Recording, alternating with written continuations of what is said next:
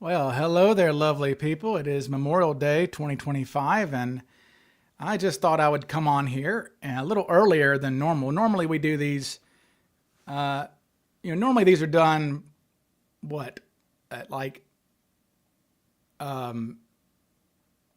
midnight or something like that for people out in the UK. There you go. Hi from UK. Hello there, Robert. Yes, I wanted to do something a little earlier. I figured it's Memorial Day. It's also a bank holiday in the UK, as I've been told. So I just wanted to come on here and do a little earlier because I know some Europeans, I have some people who watch out in Europe and stuff, and they're always complaining because they never get to participate in these live shows. So here we are doing one early. Hope everybody can hear me. Let me know how the sound is. 7 p.m. here, Ryan. Much better time for me. Robert, where are you in the UK? Let me know. I have traveled extensively in the UK. I spent a semester of law school at Cambridge. Some funny YOLO. Was it McCoy? Of course not. Yes, we all know that. But anyway, 9 p.m. in Finland. That's right. All of our Europeans are able to participate. All these new names. Hello, Nicole. Hello, Oracle. God bless our fallen veterans. Absolutely. Absolutely. Hello to BBG in Cornwall. Hello to everybody. So, anyways, this was just going to be a hangout today. I don't know how many people are going to be watching. I don't know how many people I've got even in the stream right now. Probably not a lot. 27, so not a lot. But Norway. So, okay, yeah, this is going to be our all Euro show, I guess. All of the Americans right now, aside from Nicole and Oracle, I guess, our Americans are drinking beer and barbecuing somewhere out there. Inner Temple. Yes, David Wilmot's ghost. Anyway, so yeah, Robert, where are you in the UK? Oh, there. I'm sorry, you just saw Birmingham, and it's raining. Of course, it's raining. Hello from Kansas City to Chad. American here. You're playing video games, Wendina. Okay, that is the Wendina being the infamous granddaughter of the mad scientist of Pateros, Washington, Milton Vardall. Hello to Watsy. Hello to everybody. Nicole, party of two present. Yes. My good friends Brad and Nicole. Yeah. So we got the website for CooperCon kind of up and going. Nothing on there really yet. We don't have the hotel yet, but it's going to be in Vancouver this year, and Vancouver's going to be really supportive of us. I'm really looking forward to doing it again at the Kiggins Theater. Guys, you got to come to CooperCon. If you're into Cooper, it is like nonstop Coopery. It's like Cooper heaven. It's great. And you get to hang out with people like Bruce Smith, and I believe that Brian Ingram, I think, is going to come this year, hopefully.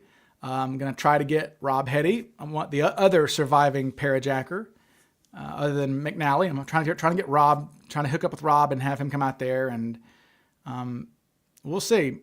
Obviously our dream would be to get some more people from the plane. There are some passengers that I'd like to try to bring down. Bill Mitchell will be there again, of course. Bill loves to come to CooperCon. He's been to about every one. It's an interesting thought. The first time that I went to CooperCon, I just remember thinking how surreal it was, because the very first lecture at CooperCon, we were just sitting there. That'd be great, Robert. I'd love for you to come. We were just sitting there, and I looked over, and I was just in the audience.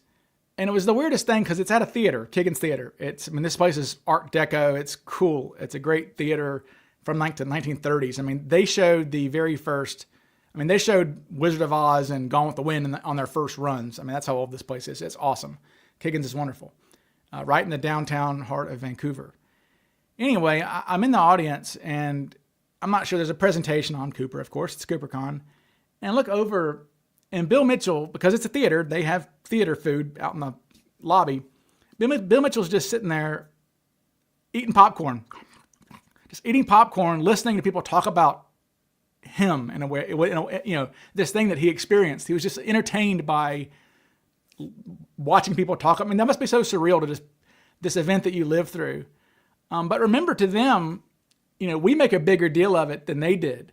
It's one of these things where we're way more obsessive than they were. It was a moment in their life that, a guy like Bill Mitchell remembers it more than others. But for those passengers, most of the passengers they're not going to have anything to say. I mean, just think about every flight that you've been on in your life. If something happened and you weren't even aware it was happening on the flight, you'd be like, well, I don't know. I was sitting on an airplane.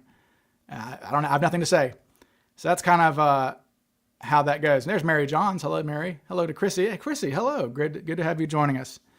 Do you know when St. George first heard of the Cooper hijacking? I presume that Merlin first heard about it when everybody else did, the day after. I mean, it was a national news story, obviously. I mean, what a crazy thing to do. But yeah, Merlin's hijacking was not, bless his heart. I hate to say bless his heart for guy, but Merlin wasn't a bad guy. He had his head blown off literally with a shotgun, trying to escape. He picked a plane that he couldn't even parachute out of this plane. I mean, that's the problem is some of these copycats were so stupid. And it's almost like that really is telling about Cooper's knowledge, I think. Cooper knew enough to know that the 727 at least was the plane he needed to hijack, right? Because it had the rear stairs. Think about the godfather of all of this stuff, Paulini, our very first parajacker. He was on a DC-8, okay? I mean, he would have had to have gone to the emergency exit, and he was going to. So he hijacked a plane that you couldn't even jump out of. Our first copycat of Cooper, what's his face? The kid from Indiana University. Gosh, I have so much in my mind. I forget his name. Anyway, yeah, that kid. Damn. What is his name? I've been trying to find him. He's apparently still alive. But anyway, Everett. Yes, Everett. Thank you. Everett. Everett Holt. Yes. He hijacked a 737 or something like that. I mean, it wasn't even he couldn't have jumped out of it either. Yet all of our copycats who actually got out, right? I mean, I'll pull up this graphic here. I mean, let me pull up this graphic for people to talk about these copycats and the ones who were successful and the ones who weren't. And this is why I really think that Cooper had aviation knowledge, because all of our copycats who actually were successful had aviation background. I mean, look at here, right? We've got Everett Holt failed. He was just a college student, and that's not a picture of him, by the way. I gotta replace that. That's the wrong Everett Holt. Billy Hurst, who's still alive. I'm actually not sure what plane he hijacked, but he got talked out of it before it ever really happened. But LaPointe, McCoy, Hetty, Heinemann, McNally, all these guys, and then Melvin Fisher down at the bottom. I consider Melvin Fisher one of my canonical copycats because Melvin Fisher pulled it off. He just couldn't jump out. I mean, he had the money strapped to his body. He was wearing the parachute.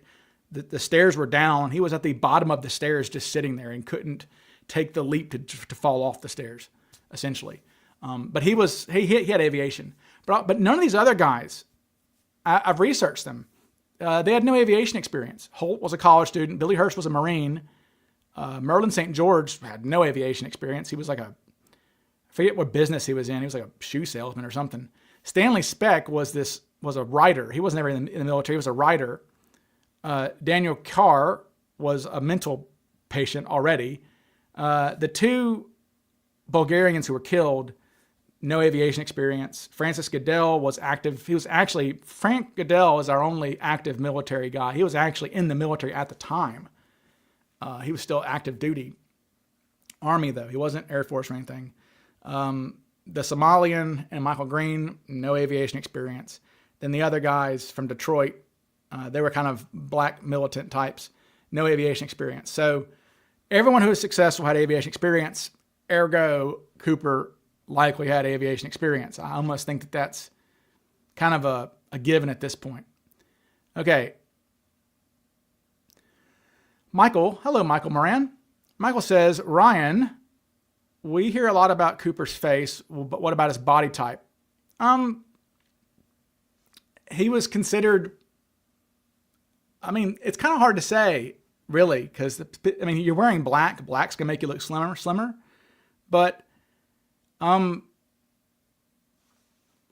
Hancock has a really interesting thing. Oh, let me pull this graphic down. I'm sorry. I leave those graphics up forever, don't I?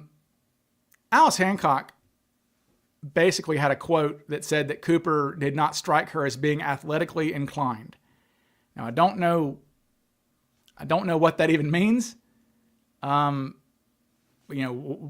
that even, for her, she said that he just was not athletically inclined. So I don't know what that really is supposed to mean, but whatever. But I think he was bigger. I mean, he was slender. Essentially, he was not fat they estimated him to be around 175, 180 pounds. I think that's what Cooper, I believe that's what the girls said, 180, 175. So, he wasn't small. That's kind of, that's another knock on shorter suspects, is that they gave him a weight of 180 pounds. If you're 5'8" or something, you're probably not going to be, people aren't going to be thinking you're 180 pounds unless you're fat. And no one thought Cooper was fat. So, he just seemed, again, average. Everything about Cooper is average. He is Blindy McNobody. He is the most average human being. His body armor was average. In face, body build, just nothing. Hair, nothing unique except for his lower lip. Something was unique about his lower lip, and that's about it. All right. The Bulgarians were planning on becoming anti-communist guerrillas. Yeah, something like that. It wasn't.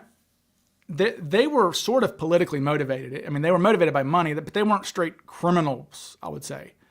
They were criminals, but they weren't like that. Wasn't their motive? Wasn't just to steal money and go live on a beach, right? The Bulgarians. Yeah, there's a good article. I should post it on my Facebook group. If you're not on my Facebook group, please, the official DB Cooper Facebook group, go join. You click join, and you refresh, and you're in. It says you have to request to join, but as soon as you push join, you just refresh your page and you're in. And also, people don't know this. My website, norjack.org. I have people all the time ask me about my website and stuff. Norjack.org. All right. Thank you there. Hello, Ryan and everyone. I hope everyone remembers to like this video and go back and like my previous videos. Absolutely. Oh boy. No. Gonna have to disagree with you there. Honey Yockers Yahoos. Cooper was not motivated by, he says Cooper wasn't motivated by money. I have to disagree with that. He risked his life to get $200,000. So,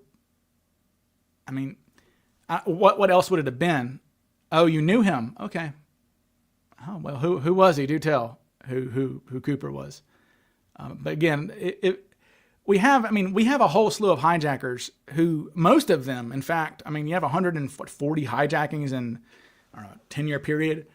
Very few of them were extortion hijackers. In fact, I feel like before Cooper, maybe only one or two. There's a famous one a year earlier. I forget his name, but it was one a year earlier. It was the mailman. The first time someone went postal, it was the mailman who was mad about being overbilled on his taxes by $300, and instead hijacked a plane and asked for $100 million, which, didn't. You'll never tell. Okay, that's too bad. Hello from Northwest Ohio.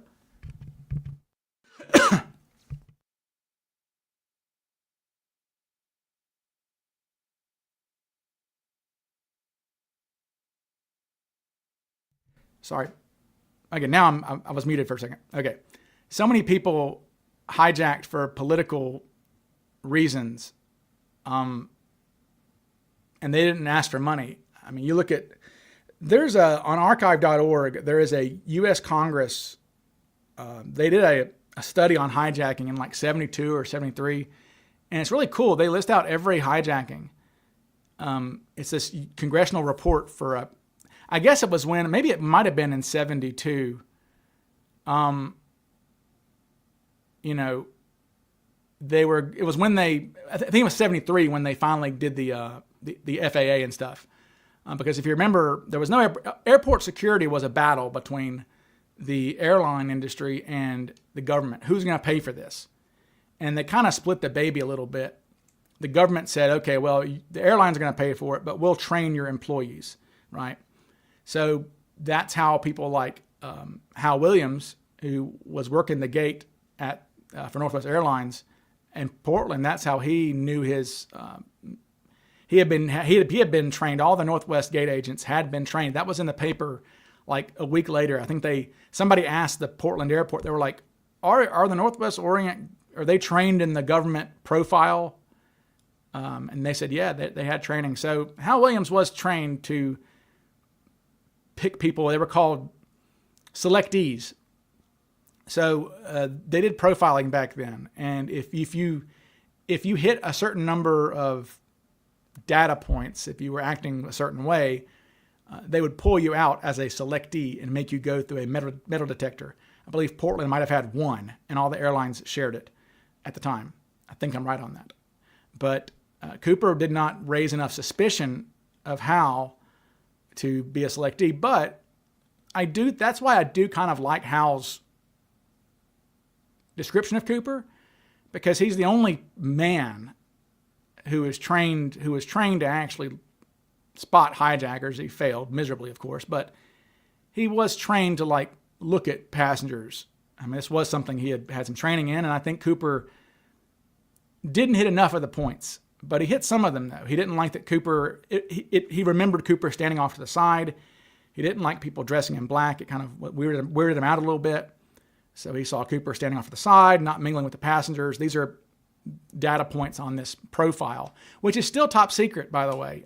There are some indications you can find online, but you cannot find anywhere online the profiling steps that the airlines took in the 60s, because I think they may still do them. I don't know. But yeah, it was, some of them are really crazy though. Some are like, but a few of them have leaked, and there's like 20 of them, and one of them was like, looks puny or something like this, because I guess they all thought that hijackers back then were, I guess you would call them incels today, right? These kind of wimpy men. Do I think Milton Vardall is the best suspect? No. I mean, he's a suspect, but I don't think he's the best. Because he lacks... Milt's a little old. Milt also lacks some of the piloting acumen that I feel like Cooper may have had, and the lack of parachute experience. I mean, Vardall may have gone skydiving. Who knows? He was a weird dude. That's kind of like, when we first told Vardall's grandson that we thought that his grandfather might have been Cooper, his very first response was, "What the bleep?" And then there's like some silence, and he goes something like, well, Grandpa was a weird guy, or something like that. So you never know. But no, I mean, I don't know. I don't think any of the current suspects whose names we have right now were Cooper. I mean, as far as like, for me, hitting data points, I mean, someone like Skip Hall seems to fit the bill. This kind of, I don't know, con man, grifting douche sort of. That's kind of, I mean, honestly, the best profile we have of Cooper to me is, you just mentioned there, Michael, about Johnston. Yeah, Joseph Henry Johnston, suspect number one. I mean, he is so perfect for what you really would think Cooper is. Like, if I could invent DB Cooper, given what I know from extensively researching this, it would be Joseph Henry Johnston, right? It would be this kind of douchey guy who never made it and was kind of a crook, a small time loser, but who was a bush pilot, right? Joseph Henry Johnston was an unlicensed pilot. Okay, he never got a pilot's license, and was arrested and cited several times for flying dangerously, flying without a license. Yeah, if you could invent a guy like that, I mean, there's a guy who was who had just been paroled for a robbery, right? He's paroled for a robbery, and then takes up skydiving at 48 years old.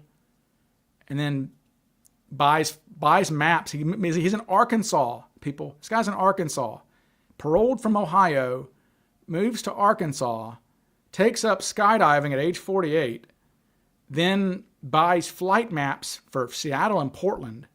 Then in early September of 71, moves to the Portland area. I mean, okay.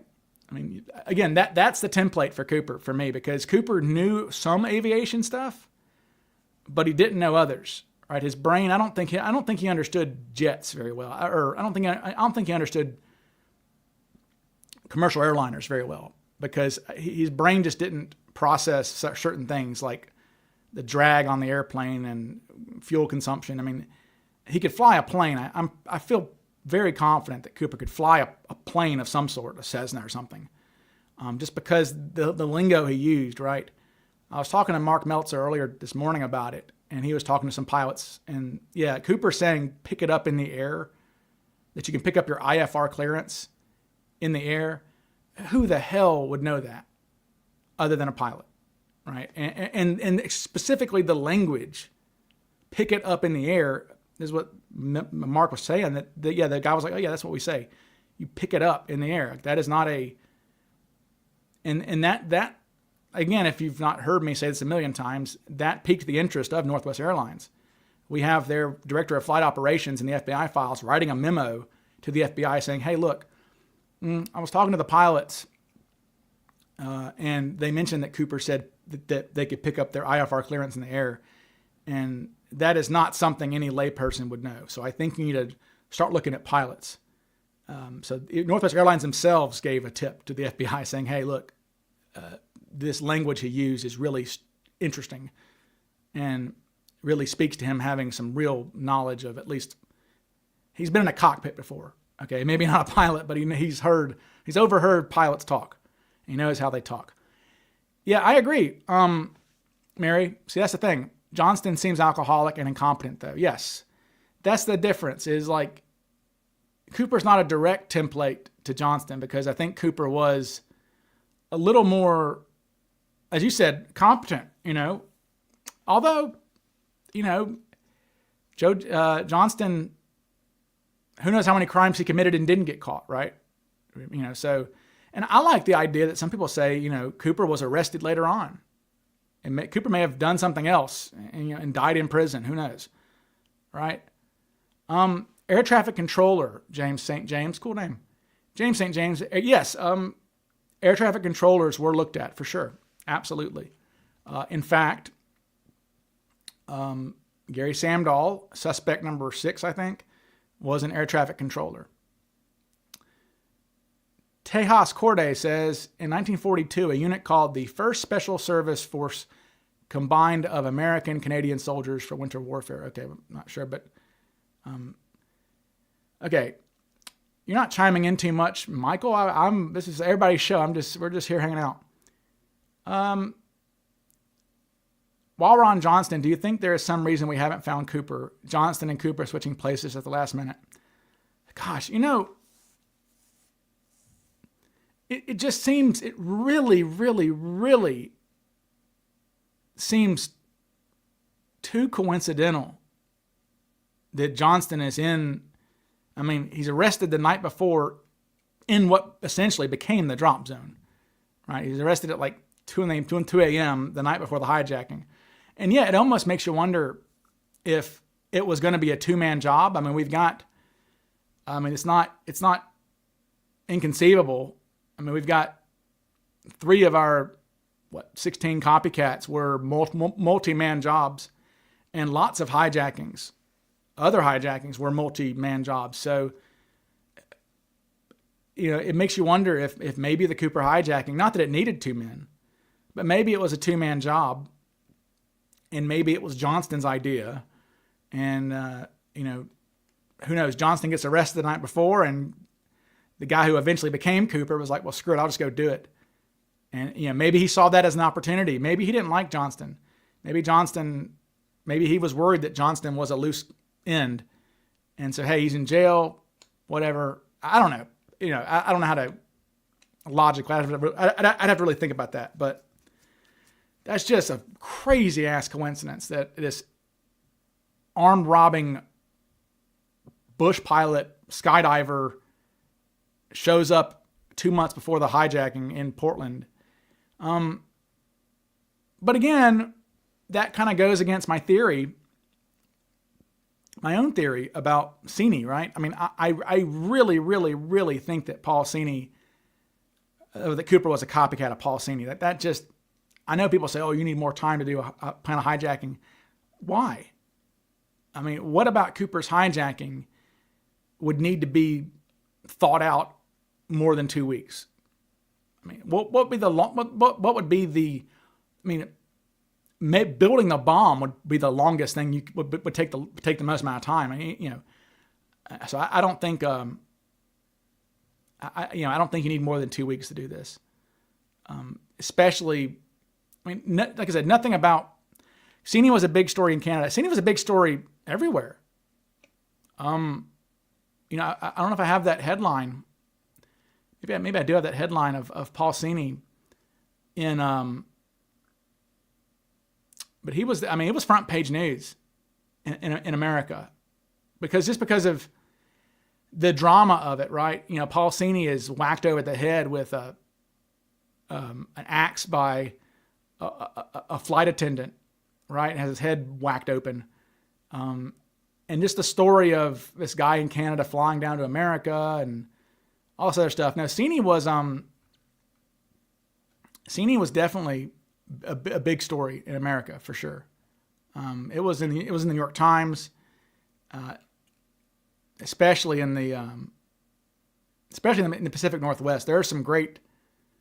Wish I could find that for you. There's this really wild looking. There's this really wild looking headline from, I want to say it's the, let me see if I can find that for you guys. I want to say it is from like the Spokane paper, maybe, but it has this crazy looking image of, has this, here it is. Yeah. Here it is. Yeah. Has this, I mean, this is the Spokane Chronicle. All right. Let me get this for you guys. Uh-oh. Yeah, there we go. Okay. Sorry, folks. Talk amongst yourselves, as I say. But look at this headline. I mean, this is jarring. I mean, if you saw this, you'd be like, what in the world? And this is Spokane Chronicle, front page, the day after the Cini hijacking. There it is. Axe ends bizarre hijack. Okay, you have this photograph on the front page of this guy with a bloody head in a hospital bed next to a picture of passengers who are laughing maniacally about something. Like, what a weird headline. I mean, it's, you know, these passengers are maniacally laughing, and then you have this guy who's all busted up. So no, that's Spokane Chronicle. So it was Seattle Times. It was front page news for sure. Paul Cini, no doubt. Okay, somebody these other questions. Is it possible Cooper was an Israeli citizen living abroad, maybe even born in the U.S. or Canada? I mean, yeah, I mean, it's possible. I mean, certainly his dark skin would make you think that. I mean, there aren't that many Israelis, but out there. But sure, I will. I'm kind of not married to this point yet, but I'll say it again for the millionth time. Nobody here who's an American would say what Cooper said about the money. We don't know exactly what he said. It's a game of telephone, but it seems like Cooper said U.S. currency or American currency. Now, that could be someone living abroad who got used to that, saying that. I don't know. But an American is not going to say, I want you. I mean, imagine robbing a bank and saying, give me $200,000 in U.S. currency. You just say, give me $200,000. Give me $200,000. And say American currency or U.S. currency. That's almost Cooper giving away something of his personality there. That just seems really strange. Okay. Yep, Fred Zane, good, thank you. Yep, pick it up in the air is something only pilots and air traffic controllers would know about. I agree.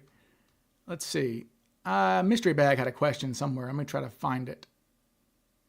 Where'd it go? Oh, here's a question. Would you ever consider writing a script on Cooper, Ryan? Watch my videos. Watch my hijacking part 1, part 2.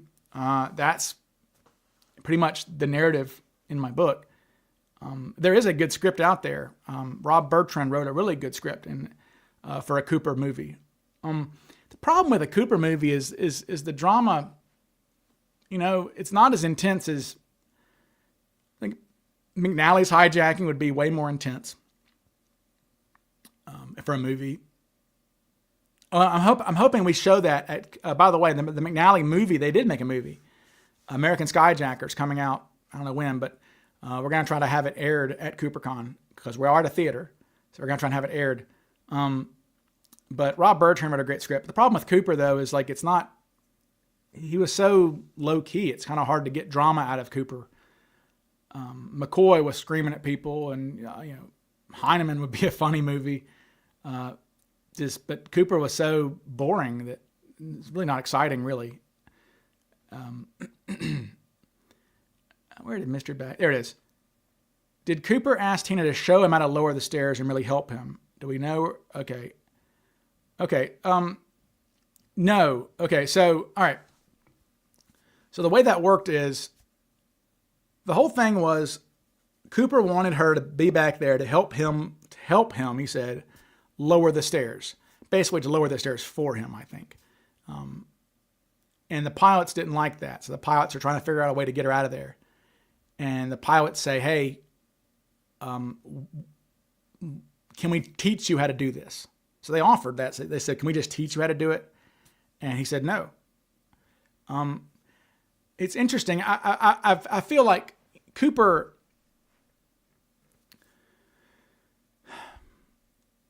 needed Tina back there with him.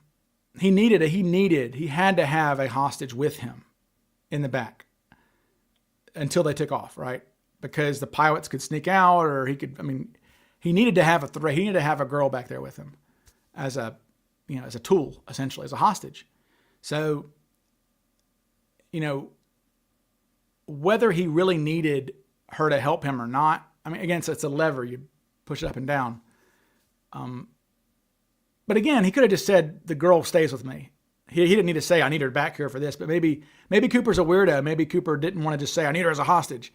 Who knows? But anyway, so they say, hey, can we teach you how to do this? Cooper says, no. I'm gonna keep her back here. But eventually, when they take off, Tina's freaking out about getting sucked out. She's understandably fearful of being sucked out of the airplane, and this is the only time Tina really gets upset in the hijacking, and she's probably crying a little bit. And Cooper's just like, fine, just show me how to do it. And he shows her how to do it, or she shows him how to do it. And sayonara, see you, babe. And she's gone. So no, but Cooper did not ask Tina to show him how to lower the stairs until after they took off. And after Tina got weirded out by everything. Okay.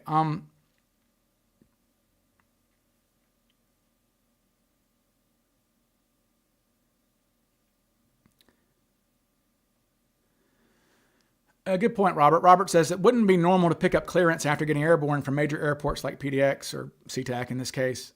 Getting clearance when airborne is normally done after departing smaller airports without air traffic control. Yeah, that does seem sort of like a... you wouldn't you're not going to normally do that, because when you're doing that, you're picking up your IFR clearance and your flight plan too. Because they filed their flight plan in the air too. Cooper called them out on that too. Cooper knew that they could file that in the air too, because he said you can file that file that once we're up or whatever, right? So you would think that I would imagine most commercial airlines, before they take off, file all their clearances and their flight plans and things like that. Smaller airports are right. Doesn't need to be done, but once you're up, who cares? Your little Cessna's flying around. You can say where you're going, that sort of stuff. That's a good point, Robert. Do you think it's odd that the hair slide disappears just at the time when DNA is starting to be used in criminal convictions? No. We don't know when the hair slide disappeared. I mean, the last time it was used, the last time it shows up is in 1984. And then after that, it's gone. I don't, that sort of seems conspiratorial, Ollie. I don't think so. I think it's just, I don't know what it is. It's a bummer, though. You know, it's a real bummer that somebody needs to contact the Vegas FBI office who has connections there and say, hey, do you have a lost and found folder of things? Because, I mean, the hair slide has we have got the name for it. It's like PX2. I mean, it's got an evidence tag on it. So nobody's tossing a slide, a microscope slide that has an evidence tag on it. Nobody's doing that. So it's out there somewhere. It says D.B. Cooper probably flew 305 before. It means he boarded 305 in D.C. No. There were no passengers who boarded in D.C.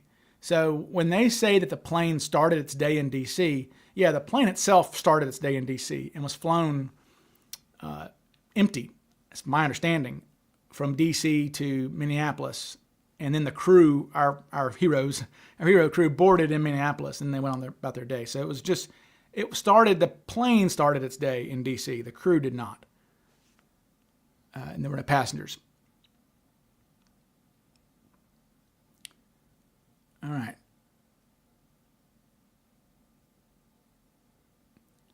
Did Cini or any other hijacker ask for the money in the same way Cooper did? Good question.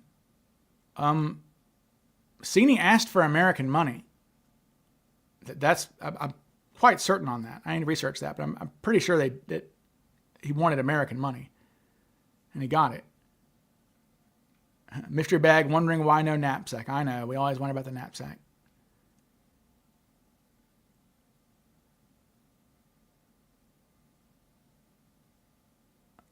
Mary John says Cooper could have said American currency sarcastically, like how he said do the job or I won't bite.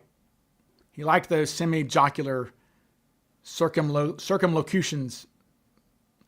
That's a hell of a word there, Mary. Maybe. So she did show him how to lower the stairs. Yes. Tina showed him how to lower the stairs. She demonstrated it to him. You know. Thoughts on the rubber bands on the money still being intact and the Dick Briggs story. Dick Briggs is bullshit. Okay, Dick Briggs is a joke. That is not true. All of that is Robert Rackstraw grift nonsense. All of that. Briggs' story is nonsense. But the rubber bands, though, I mean, rubber bands are tricky, though, right? They say that oxygen is the enemy of rubber bands. But we have a guy on our group. I'm sorry if you're watching. I forgot your name. But he does like, I forget what he does, but he goes to maybe not estate sales maybe, but I forget what he does, but he researches, or he goes and digs around a lot in estates and basements that are long forgotten and things like this. He's kind of a treasure hunter kind of guy. And he says he has found a few times where he has found banknotes or documents from like the 1930s that still have rubber bands on them that are intact. Now, when you touch them, they're going to kind of break apart, but they're still there. So, you know, I think if the rubber bands were buried if it was buried rather quickly, then yeah. And like, look, they fell apart as soon as they were touched, right? So there are no fragments of rubber bands around. Brian says as soon as they kind of touched them, they just kind of broke apart. So they had been there a minute for sure. But the big bummer about, it's one of these questions, and I did my first series, and like I said, I don't want to give too much away, but I was doing this burning questions of Cooper, and the one about that you saw about the pick it up, about the cockpit can lower it versus we can lower it. There's another one, and it's about how the money was packaged. Brian found a bundle, okay, of 3 packets bundled together. Okay, that's what Brian found. It wasn't 3 rubber banded bundles. It was one bundle, rubber bands on 3 packets. Okay. Now, the man who saw the money being packed came to CooperCon. The man who carried the money in his lap from Seafirst Bank in downtown to the airport. The man who saw the money fly away. And he and his partner were like, oh crap, who's going to tell the boss that our bank money's gone? Because they thought SWAT was going to go and retrieve the money pretty quickly, right? But Mr. Grinnell, Bill Grinnell, said that it was packaged in 5-packet bundles, which was their standard procedure. And in fact, when Chris Cunningham interviewed him, he told us that at CooperCon, but also when Chris Cunningham interviewed him, his wife was there, and they met at the bank. His wife was a bank teller for I don't know how many years, and she was a bank teller then. And she agreed. She goes, yeah, our standard, that's how it was packaged. It was done in 5-packet bundles of $10,000. So it's a bundle of $10,000, 5 packets of $2,000. That's how it was done. So now you come into weird things where they talk about the money being hastily bundled together and all this other stuff. I don't think so.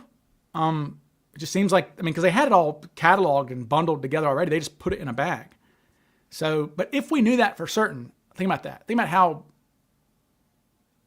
how telling that would be. Like if they had photographed the money and we knew for 100% certainty that they were 5-packet bundles, and then the money at Tina Bar is a 3-packet bundle, then clearly the money didn't just fall out of his bag from the airplane and land there and, whatever. That would tell us that somebody, it would basically tell us that Cooper survived, really, and that money got there some other way. So that's a huge, huge, huge thing for us to know, is exactly how the money was packed, and we'll never know that. The closest we have, look, we've got the guy who carried the money to the airport saying it was 5-packet bundles. That's as close as we're going to get to any confirmation. And I tend to believe him. I don't know why it would have been. People always say, well, the bundle could have been the bundle that he pulled the packet out and offered to Tina, right? Because he probably pulls a packet out. I doubt he's offering Tina a bundle of $10,000.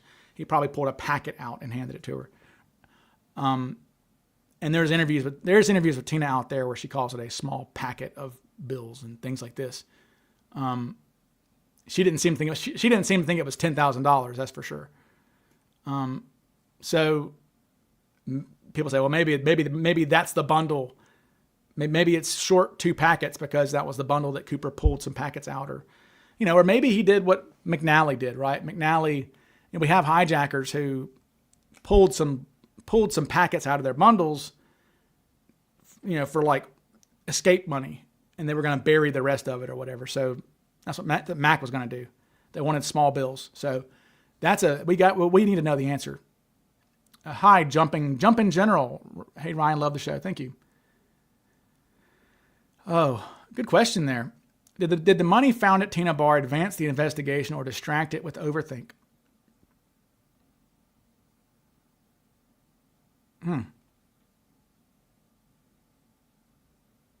It didn't advance the investigation. I'll say that. It didn't help.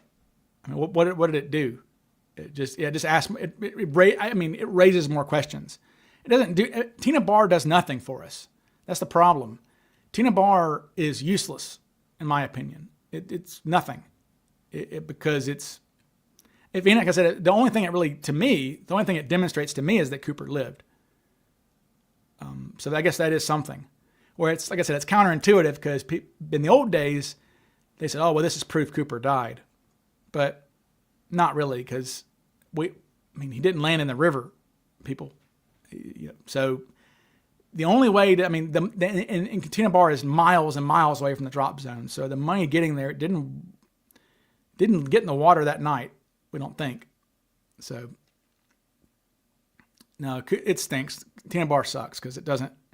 Tina Bar just confuses things, I think. The only thing that Tina Bar money tells us is that it's Cooper's money. That's the only. Okay, yay. Did anyone check Tina Barr for the hair slide? Is there any reasonable chance the hair slide will ever be found? Well, I mean, I filed an FBI FOIA and told them to look for it, and they oddly closed it. They didn't even tell me why. They said, "Oh, we're closing this after like 2 years."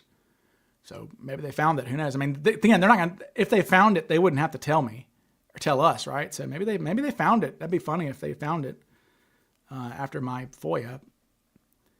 Is Ted Braden still your number one guy, Ryan? No. I like Ted a lot, but he's just short. Ted's just short, and his nose is too big, in my opinion. Otherwise, he's good. But I mean, Ted Braden's great. He's got all the attributes you want, except he's little. He's a short guy.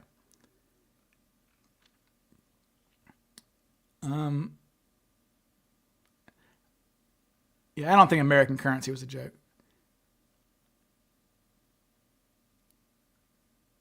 Yeah. Nikki says that there were rubber band pieces stuck to the bills that Pat Ingram had to get them off. Yeah, so they were like, Nikki knows a lot about rubber bands. I know he and Tessa and Tom did rubber band experiments a lot. So Mary's saying, so Grinnell saw the money being packed in the bank bag. Yeah. I mean, he said he was there. I mean, Bill Grinnell says he did not look in the money bag. Okay, but he was in the vault when they were packing it. So, take that for what it is. No, John. He says they copied as many of the bills as they could in the time they had. No, all the bills were pre-recorded. So the Cooper money came from a ransom pack. The head of security, a guy named Frank Burns at Seafirst Bank, was Scottish. And he had worked at Scotland Yard. He was a detective with the British, whatever they are called. And the British FBI, what are they called? I forget. Anyway, and he had come to America and was their bank security guy. And he came up with this idea of having $250,000 of pre-recorded money. So in case the bank was ever robbed, they could make sure to give this money to the bank robber. And that way they could maybe find him eventually, right? Because this guy was a bank security guy, loss prevention. So now, but yeah, it was pre-recorded serial numbers, $250,000 worth. So no, it was already pre-recorded. Now we do have other hijackings where they were hastily having to microfilm the serial numbers through a Recordex, they're called, and that took some time, and that slowed down a lot of these hijackings because the FBI were doing that. But with Cooper, that was not necessary. Okay. Nothing about Tina Barr adds up. No, doesn't make any sense. Bravo November says, I wrote a Cooper screenplay. Bravo, who are you? Do I know you? Do I know you? He says, I wrote a Cooper screenplay back in 2003. It was read by a producer with a first look read with MGM. While chatting with Himmelsbach at the time, we were intercepted by Joe Weber. Then it got weird. Oh. Ralph. Sorry, just had to do that. For any Himmelsbach mention gets that. Okay.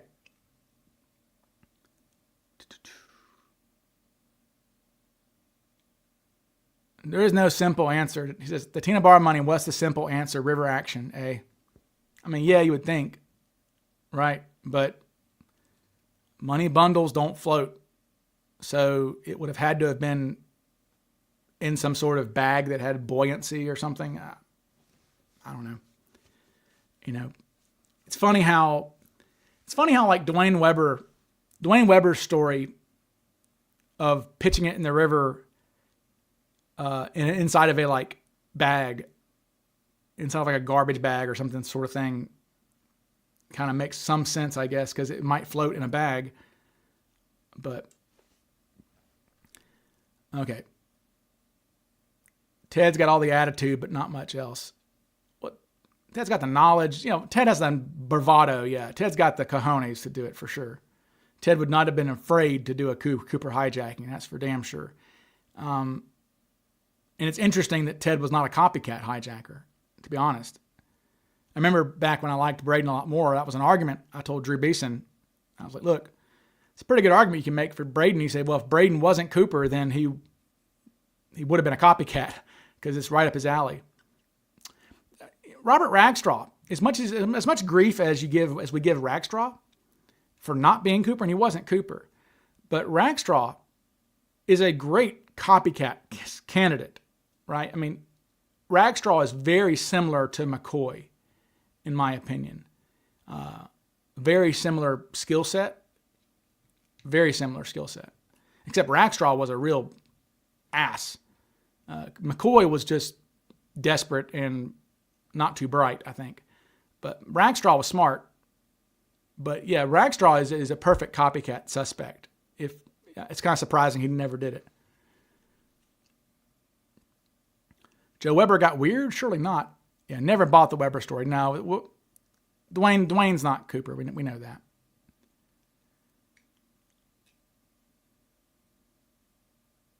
There's a possibility that Cooper served for the Canadian Army and after retirement he settled in the USA. I don't think it needs to be that. I think it just needs to be somebody living near the border. Vancouver. I mean, hell, Vancouver is the third biggest city in Canada. It's not small. So, and Vancouver is 20 miles from the border. 35 kilometers from the border. If you use kilometers, I'm not sure how far it is, but not far. Oh boy. Do you think it's possible Tina lied and took the money and ended up hiding it on Tina Bar? No. I mean, if you wanted to really get weird, you could say that. You know, Tina was in the area. When the money was found, Tina had moved to the area, to the Carmelite Sisters nunnery outside Portland that year, I think. Maybe the year before, maybe. So she was around at the time. But no, I don't think so. What's interesting, though, is we do have stewardesses taking money. McNally, right? McNally offered his stewardesses money, and they took it. They weren't intending to keep it. They thought it might have his fingerprints on it, which was smart. I suppose we could ask Tina. Well, Tina's going to say no. Hello, Kelly. Thank you for joining us. I don't think Tina is just... I think Tina's a sweetheart. I don't see anything nefarious with Tina at all. In fact, I think I think it's a shame that the conspiratorial people have maligned Tina a little bit. And it has turned her off, I think, from interacting with Cooper people who are like myself, who are just historians. I don't think that, she appreciates being accused of nefarious stuff like that. So, but again, hey, Tina Barr, Tina Mucklow, I don't know.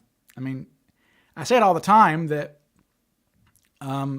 what if it was Alice who, and not Tina, who sat with Cooper, and then we find $6,000 in ransom buried behind Alice's restaurant somewhere, right? It's like you go, that's a hell of a coincidence. So, I mean, maybe it was buried. I mean, I don't know. I just seems stupid to bury it.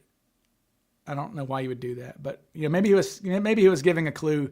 I know in the Rob Bertrand script, he came up with a clever idea. I hope I'm not giving it away, Rob, but I mean, he's probably said it before, but yeah, his idea was that Cooper told Tina, "Hey, look, I'm gonna survive this, and I'll let you know one day. I'll let you know one day that I survived." And I think it ends with Tina at the nunnery watching TV and seeing the money found at Tina Bar, and she's like, "Oh, I'll be damned." He did. He did leave me a message to let me know that he lived. So that was his kind of Hollywoodish ending, was that Cooper had sent her a message saying, "Look, I lived. Just letting you know." But burying it on a beach, though, is kind of strange. easily could get washed away on any flood. It could happen at any moment, you know. Let's see. Jay Platt says, on the Rackstraw doc, Himmelsbach mentioned Cooper had one outstanding feature that ruled him out. That ruled Rackstraw out? A feature that ruled Rackstraw out, you mean? I mean, Himmelsbach, listen, you can't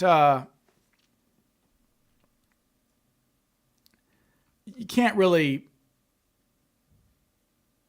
bank on anything Himmelsbach says. Ralph says a lot of things wrong. I mean, that's probably the only agreement between me and Dan Greider. Ralph. Ralph said a lot of damn things that are just wrong. And Ralph was never a case agent. Okay. He was not a Norjack case agent. Despite writing a book, Norjack, about him investigating Cooper, he was never a Norjack case agent. Okay. And he got a lot of things wrong. He did not have all the files. He had a lot of files. I've seen them. I handled them myself. That's how I was able to get so many unredacted documents, thankfully, was I was able to scan like 400, how many pages I scanned. When we went to Himmelsbach's grandson's house, he was generous enough to let us go look through his files. Gosh, a lot of them are in my book. I was able to get a lot of unredacted files of witness statements and witness descriptions of suspects and things. Kind of cool. So that's how I'm able to get a lot of these unredacted files. But thought maybe it was the turkey neck. Yeah, I mean, Bill Mitchell is so adamant on that. I mean, he's never wavered. In fact, I mean, that is in Bill Mitchell's very first. That's in Bill Mitchell's very first document that he gives the FBI.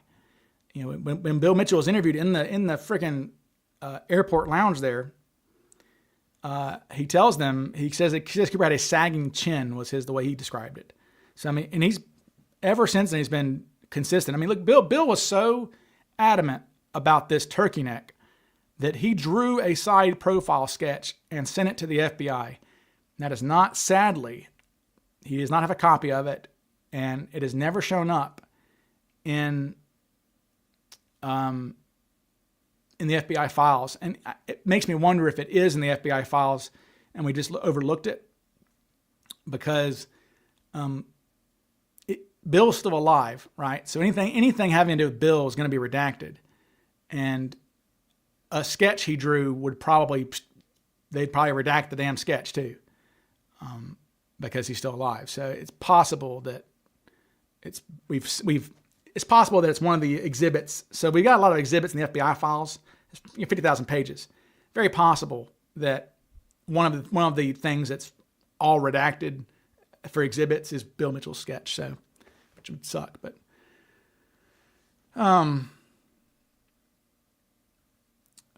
Drew says, far-fetched, but what if Cooper reached out to Tina or someone else and told them he put cash at Tina Bar to prove his existence and they just never followed up on it? Possibly. I know that, Packer, doing his Skip Hall research, found out that the CIA would bury money on beaches to go get picked up. This is pretty interesting, I think, that they would bury money, CIA would bury money and tell their operatives where to get it, right? If you're doing a mission, like thinking like a movie where they're like, we're going to give you, $10,000 to go for your stipend or whatever. Well, that's how they would go pick up their money. They'd bury it somewhere and tell them where it was, and they'd go dig it up. It seems, bizarre, but maybe it's maybe that's what it is. Mary, I agree with you. Mary says that Bill Mitchell's 302 is oddly brief. It sure is. Sure is, isn't it? For a guy who observed Cooper and observed the hijacking more than any other passenger, his is remarkably brief. But it is funny though. It's cute though, because one thing I like about him is that he is. I may read it. I think I liked how I wrote that in my book. Maybe I will pull that up. I liked how that was written. Let me see. Sorry, folks.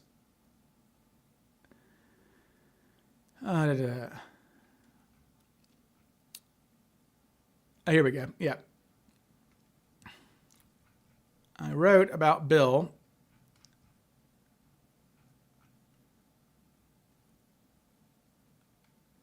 I said, back in the Northwest Lounge, Mitchell's thoughts of his parents were interrupted when an agent walked over and asked, "Did you observe the hijacker at any time or see anything out of the ordinary?" Mitchell's blunt response, "Yeah, I was sitting next to him," caused agents to immediately swarm around him. Surrounding Mitchell, the agents fired off a series of questions. Describe the man. Was he carrying anything? Did you hear him speak? When did you first notice him? How big would you say he was? Could you take him in a fight? Mitchell's answers provide a fascinating perspective on the hijacking. He described events that were seemingly innocuous in the moment, yet in hindsight were critical moments during one of history's most infamous crimes. For example, he told agents that he didn't notice the odd man sitting across the aisle from him until the man spilled his drink. Shortly after that, he remembered a dark-haired stewardess sat next to the man and filled out a form, which he assumed was a beverage form, for the spilled drink. What Mitchell had unknowingly witnessed was the beginning of the hijacking itself, as Cooper made Florence Schaffner write down his ransom demands. To the FBI's surprise, Mitchell provided a detailed description of the hijacker. "How come you remembered so much?" they asked him. The vanity and confidence of youth provided the answer. Indeed, Mitchell only paid the hijacker any mind at all because of the constant attention the attractive stewardess was giving the man. Decades later, he joked, "Here I was, a sophomore in college, and this cute flight attendant was paying all this attention to this geeky-looking guy instead of talking to me." Jealous of the attention, Mitchell admitted he was, quote, "picking on" the hijacker and looking for flaws to make fun of. He found plenty. The hijacker's hair looked awful, and he had loose skin like a turkey gobble hanging from under his chin. Mitchell was also bothered by the thought of this middle-aged man wearing sunglasses indoors like he was trying to be cool. Who does this guy think he is? Mitchell also thought that the hijacker's skinny little tie wasn't very hip either, with such ties being terribly out of fashion by 1971. There was also something miscolored happening down by the hijacker's feet that drew Mitchell's criticism. Was it white long underwear sticking out from the bottom of the man's trousers, or was it white socks? He couldn't quite recall, except that he knew something didn't match. Mitchell was also annoyed by the hijacker's incessant smoking, with the smoke wafting across the aisle into his face as he tried to study. So there. Okay. All right. Did Bill ever hear Cooper speak? No. When is the book available? Well, I've got, is it two or I think it's three. I've got three literary agents who are kind of fighting over it a little bit now. So,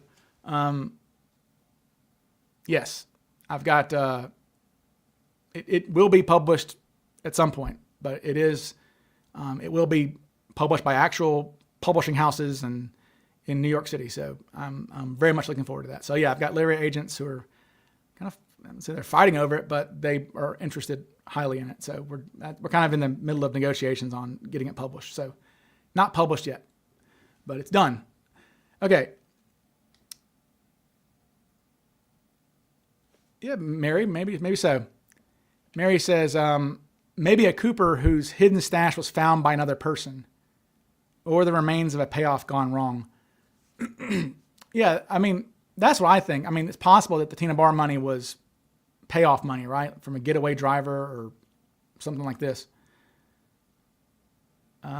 Book ready by CooperCon? I sure hope so. My God, it's been, yeah, I would love that. Does Bill's 302 mention the mystery bag? It sure does. In fact, this is why I think that Bill Mitchell, this is why I think that the mystery bag was under the seat the whole time, for the most part, because the only people who noticed it, okay, were Nancy House, Tina, and Bill Mitchell. Nancy sees it, Nancy sees it when Cooper is, right? Nancy sees it when Cooper is leaving the bathroom, right? And Tina sees the mystery bag when Tina sees the bag when well, she sees it later on. She sees it like after, near the end, I guess, is when it's mentioned at the very end of her 302. So it seems like she saw it near the end of the hijacking. Would be my best guess on that. That's when it was seen. But Bill, though, here's one of my images of Cooper in the mystery bag. There we go. Not sure. This would be what Nancy House saw. Nancy House was looking down the aisle and she saw Cooper coming back from the bathroom, and that's how she saw it. But see, interestingly enough, though, Flo never mentions it, right? Alice doesn't mention it, right? Nobody else mentions it. So I think it was under his seat. And I think about where Bill sat, right? Bill had a good perspective, right? Bill was across from Cooper. That's what gave Bill the side profile of Cooper's neck that nobody else really saw. And if you think about when you're sitting in an airplane, like you can kind of see underneath the seat across the aisle from you sometimes, right? And so I think that Bill was able to see underneath Cooper's seat, maybe, and that's where he saw the bag. But yeah, Bill calls it a paper bag. And funnily enough, Bill did not remember the mystery bag. And I was on stage at CooperCon in 2022, and I was talking about the mystery bag. And I said, Bill was in the crowd here. Bill saw the mystery bag, and Bill's going, in between eating popcorn, Bill's like, I didn't see a bag. And after I got off stage, he intercepted me. He's like, Ryan, I didn't see anything about a bag. And I said, well, I hated to be, you hate to be, well, actually, but you did. And I pulled out my phone and I pulled out his 302 and said, look, right here, you said that he had a bag with him. He was like, oh, I totally forgot. And that was when Bill was like, do you have all of my statements? And I was like, yeah. He's like, well, could you send them to me? So I sent Bill like 40 of his interviews and things with the FBI that I'd collected. So he liked to read those. He was like, oh, that's cool. To see what he said all those years ago. But yeah, Bill saw the mystery bag. Easier to hide a bag than a knapsack under the seat. Well, he should have brought you just think he would have brought the knapsack with him. Oh my God, Matthew. Okay. So yeah, Matt.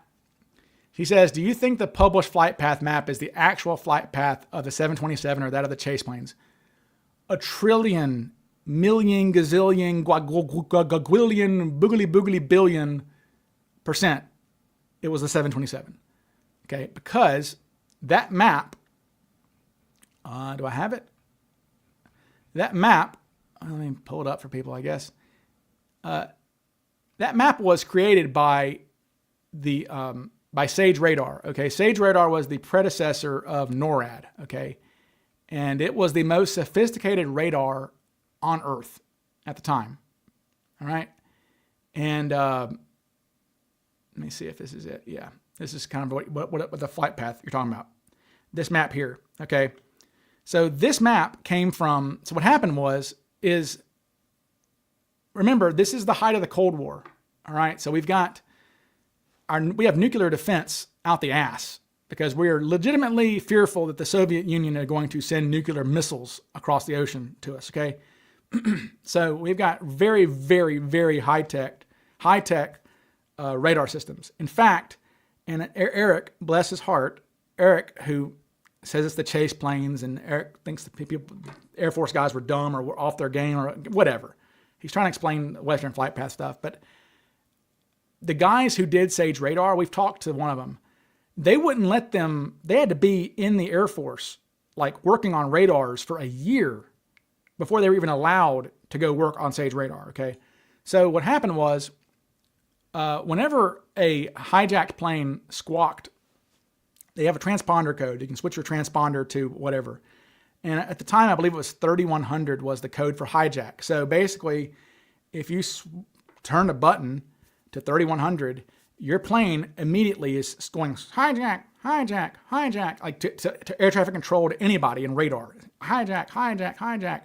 And so the Sage Radar was set up to treat any hijacked aircraft as a bogey.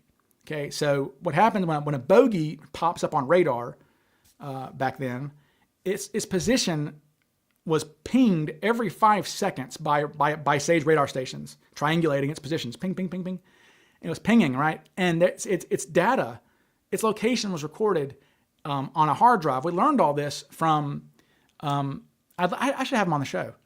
The former deputy, Eric kind of ran him off from the group, I think. But we had the former deputy director of NORAD join the Facebook group, and he gave us some great insight about how it operated back then. And he said that, yeah, so it was recorded every 5 seconds, its location on a hard drive, which is high tech for 71, right? And that's how they were able to immediately come up with this map that went, and this map goes all the way to Reno. Okay, so like we just see the part that matters to us, but the map goes all the way to Reno. And they were able to bring that map to the FBI the next day. All right, we've got where the FBI are given that. I mean, we've talked to the guy who brought it to them, Thomas Spangler. He's still alive. He went to the Sage radar station, picked up the map, and took it to the FBI. And so that's kind of how, and also, look, the chase planes were not bogies, right? The chase planes were not enemy aircraft. Think about that. Like, very clearly, the most sophisticated radar in the world is going to be able to distinguish between bogies and friendlies. Okay, the chase planes were friendlies. And also, look, the chase planes veered off before they even reached Portland. So, like, that's another thing that Eric has never been able to account for. Is like it goes all the way to Reno. So, like, if it was the chase planes, then where's the gap there where the chase planes fly off? I mean, it's stupid. And again, we have the timestamps also. They're these little, you can see them there, these little red X's underneath the black. Those are timestamps, okay? And those timestamps equate to a lumbering 727 going 180 miles an hour down Victor 23. So like, gazillion truth that is Flight 305 right there. Okay. Well, and they reran those coordinates anyway. This is within a quarter mile. Okay, they got that within. They got 305's flight. They got 305 all the way within a quarter mile of accuracy. I mean, they knew exactly where that plane was. So any alternate flight path stuff is garbage. It's nonsense. Complete, utter garbage nonsense. We know where the fricking plane was. Will the FBI ever weigh in on McCoy Grider? No. I don't think so. And that's another reason how you know that it's bullshit. Okay, they don't comment on false leads. Think about if the FBI commented on every false lead they got. If it's endless, right? So no, they're never going to comment on that because it's bogus. And they don't comment on bogus leads. I mean, they've had this thing for 2 years now. Okay, if there was any, I mean, it's just not. I mean, look, we know that that's not the parachute. Okay.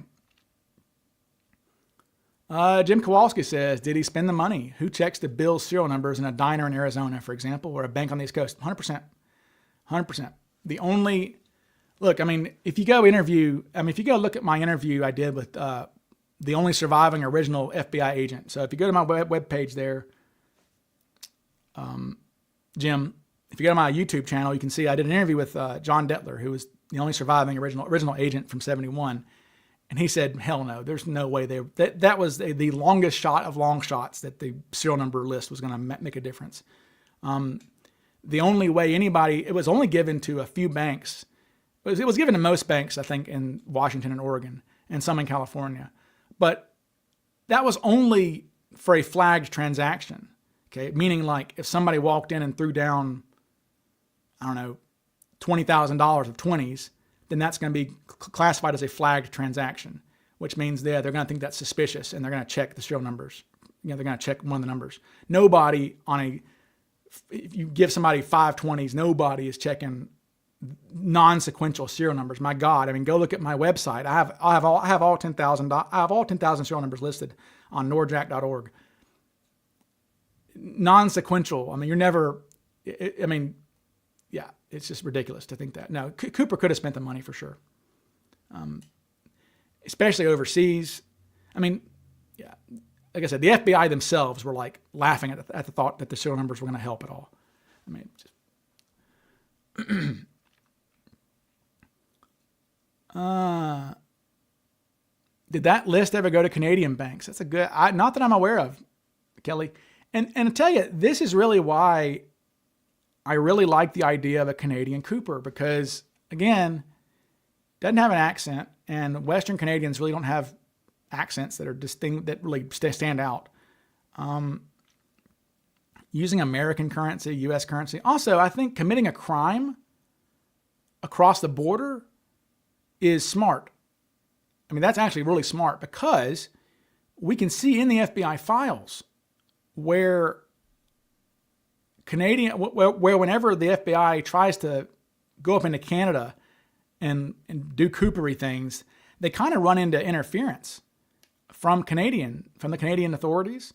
A lot of red tape, right? I mean, you're dealing with, the FBI can't just waltz on into Canada and do what they want to do, right? It's a lot of red tape they have to go through and a bureaucratic mess. And so, yeah, I think it's smart that that would be wise, actually, to go commit a crime in a different country, because it's just harder. And it's harder for us now. I mean, it's a pain in the ass. When you get a Canadian Cooper suspect that you're interested in, good luck, man. We have, like I said, we have the benefit of fold3.com. So anybody born between any male born between like 1900 and I think the cutoff was 1929. Any male American, your great granddaddy, whomever, their height, their weight, their eye color, scars, anything like this is going to be on fold3.com on the draft cards. So that is our best asset. Whenever we have a suspect, immediately go to the draft card. And that was the bothersome thing about Vince Peterson with Eric, is when Eric says Vince Peterson, I was like, wait a second. And I cannot remember when we were looking at, I can't remember if we looked at Vince Peterson or not. Maybe Nikki knows. I think we already had ruled Vince Peterson out. Is that right, Nikki? Did we know about Vince or not? I can't remember. But regardless, I immediately called Eric. I called him after his press conference where he announced Peterson to try to do damage control. I said, "Oh my God, Eric!" I said, "You aware that this guy's draft card says he's blonde-haired, blue-eyed, fair-skinned, and is missing part of his finger?" He's like, "Oh, that changes nothing." I'm like, "What do you mean it changes nothing? He's missing part of his finger. You're not gonna wear gloves to cover up your deformity? Ridiculous." Tosaw's book has the numbers. My book will not have the numbers because all the numbers are on my webpage, norjack.org. You can see all the numbers, people. Law school is a lot about how to research things. Yes, actually, very much so. Actually, yeah, 100%. You do learn how to. It is good to read. You do learn how to deep dive into databases and things for sure. Not that you need law school to deep dive Cooper, but it doesn't hurt, I suppose. But Canadian Cooper just seems like possible. It seems like a good possibility. But as I was saying, though, any American suspect, we can just bada bing, bada boom. I can look them up and see all these guys, Gossit, Barb Dayton, any of them. We can see how tall they were when they were 18 or whatever. Now people can grow after you're 18, I suppose, but Canadians, jeez, it was very hard. I think that I'm not sure how we got Lee Sellers' height. Somehow we got Lee Sellers' height. Lee's the best Canadian. I mean, I don't know if any other. I mean, I know a couple Canadian suspects who are private Canadian suspects whose names haven't come out yet. But Lee's the only Canadian. Am I right in that? I think Lee's the only Canadian suspect whose name is out there. And it took some doing to get Lee's height. I think we found out he was 5'11", I think. But not easy. I mean, they don't have a database like that. You have to FOIA Canadian military records, and it's a real pain in the ass to do that. So, yeah. Canadian, good possibility, I think. Okay, what else are we talking about, people? You could absolutely launder the money bit by bit. Sure. Thank you, Lou. Lou nails it. Thank you. I'm gonna give you a pin there, Lou. Lou says Sage was designed to be able to pinpoint a Soviet supersonic bomber to within visual sight for an interceptor fighter. Why would it struggle to pinpoint a slow, massive plane? Ding, ding, ding, ding, ding. We got a winner. Yes, you win the prize there, Lou. Exactly. Like, in fact, do people want to know how the chase planes actually found the Cooper plane? That's right. Sage drove them there. So the Delta darts, which are bomber interceptors, which are what was sent after the Cooper plane, were flown to the Cooper plane by a computer using the hijack location. The pilots didn't fly the plane there. I mean, they flew it, but their navigation was computer driven. So of course it wasn't the chase planes that were being pinged. It was the Cooper plane. That's how they got there. All right. No, Mr. Bag, good question there. But he says, I wonder if the term knapsack was used more in Canada around that time, rather than being the more common use of backpack that we call it. No. So we've actually did a lot of research on that. I know Chris Brower did a lot of research on knapsack usage in America.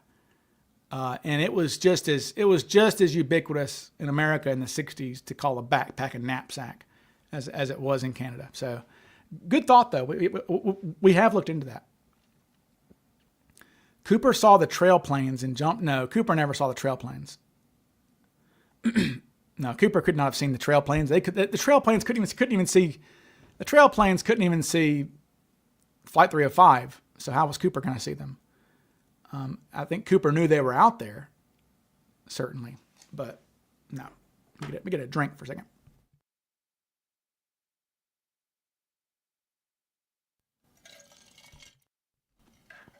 Okay.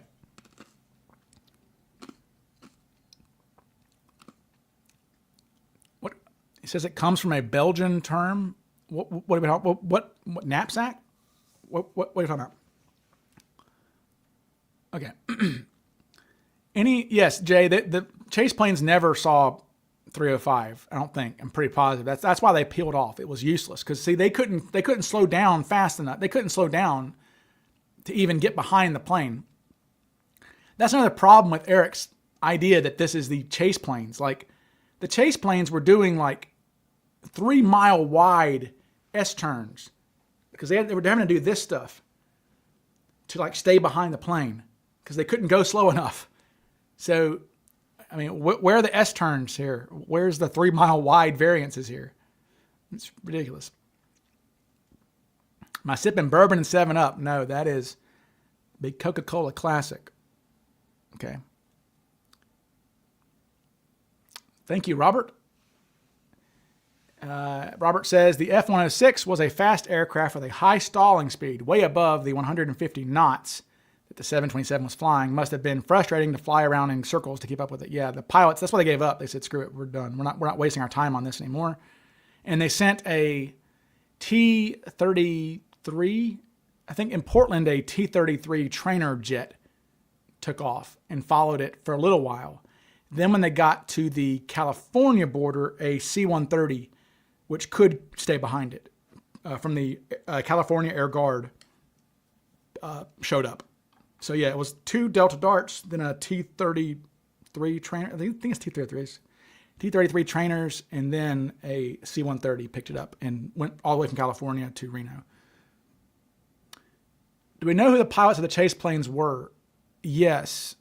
We have one of their names for sure. Don't know. I can't off the top of my head, but yeah, it's in my book. But it's in my book somewhere. But yeah, we know who they were. And they've talked about it. They said they couldn't see a damn thing. Yeah, interceptors couldn't fly that slow. Yeah, I mean these things are. I mean they're interceptors. They're they got get up and go. They can't go that slow. The chase plane pilots were Maverick and Goose. Guinness is muck. Drink Murphy's. Yeah, Guinness. My God, Guinness is drinking castor oil, not castor oil, motor oil. Yeah, now that guy's not true though. This guy's a phony. Okay, bizarrely, Drew says, bizarrely, one of the pilots of the chase planes recently claimed that Cooper saw him give the finger from the seat, from the stairs. Yeah, no, that guy has been bogus. I think that guy has been proven to not be one of the pilots. I think that's some old guy telling lies. Whew. Oh boy. Any thoughts on the latest parachute found at McCoy storage? Well, Ed, when you're done, when I'm off this broadcast, please like and subscribe and check out my videos. I've got 3 full videos. I have 3.5 videos on that parachute. It is, that parachute has nothing at all to do at all with DB Cooper. Not even remotely. Let's see. Let me see if I have one of my graphics here that I can show you guys where every damn thing about that parachute is laughably stupid. And like I said, we watch what we have to watch what we say about. I don't want to get sued. But yeah, it was, here we go. This will help out. For those who don't know, for the unknown, this is the Cooper, oh, for God's sake. Trying to get this.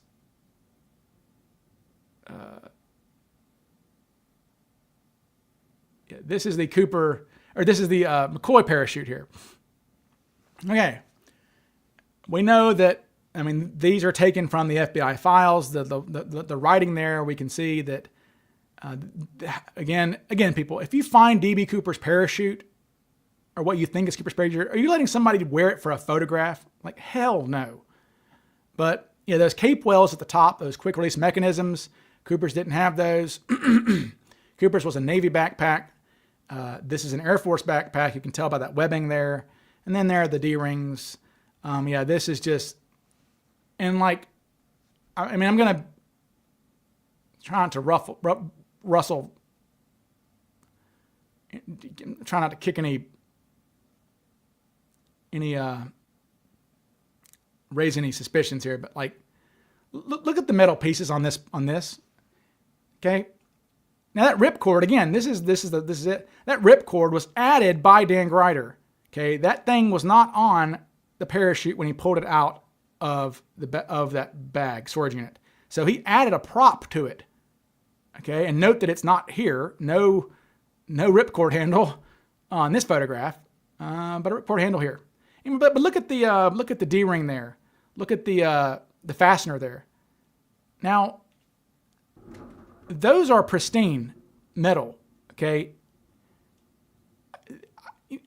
North Carolina, a non-climate controlled shed for 50 years? No way it's going to be that clean. There's this thing called rust. And some of you may not know about rust, but there's a thing called rust. Yeah. No. Preposterous. In fact, I remember showing Lee Gossit, who was a smoke jumper and an Air America crewman at CooperCon. I texted him these photographs, and I was like, "Do you think this?" He's a master parachute rigger. I said, Mr. Gossit, I said, "You think this parachute sat in a storage shed for 50 years, for half a century?" And he was like, "That is impossible. Like, no way. Those metal pieces would be rusted out, blackened a little bit. They would not be looking like that." Yeah. Yeah. A rusty trombone. How did Greider think he would get away with it? I don't think he cares. Like, I don't think it matters to him. Any idea where I can find the Greider fake smoking video? Yeah, I referenced that in my most recent McCoy video. That's in his... I need to do a full-scale reaction to that. That's in his Deep Family, DB Cooper Family Secrets video #1. It's in that #1. He's like, "Here's a fake smoker," and it's just so stupid. Again, as I've said, if you're fake smoking the first time, then you're going to fake smoke the second time. There's no reason to... I mean, stupid. Yeah, Probable Cause is his YouTube channel. Dan, I guess Dan thought he was going to get away with it. I don't know. I mean, we debunked that. Literally, he didn't go to the media with that parachute for a year, but he put that video out in like November of 2022, and within 5 minutes, I have a post on the Drop Zone within 5 minutes of that video being out saying, "Oh, it's got D-rings, done." Like, I mean, clearly it was not Cooper's parachute had D-rings. I mean, there's no hiding that. Okay, Cooper was visibly upset that he didn't get D-rings on his parachute. And we know it didn't have D-rings. Like, we know the guy who packed it. We know the guy who owned it. Both said no D-rings. Okay. But yeah, and that, I think that's what's troubling is like Dan, it was debunked in 2022, and then Dan goes to the media in 2023 about it. That's why I don't trust anything about that parachute as far as its provenance, that it was in that. I'm stopping. If anybody out there can pick up what I'm laying down, then I won't say anything. I'll say nothing more about it. Why did Dan dress up as Tony Clifton? Well, because McCoy was dressed up like Tony Clifton a little bit, right? I mean, McCoy was dressed up he was trying to dress like McCoy. And any news on the hair slide being found? No, the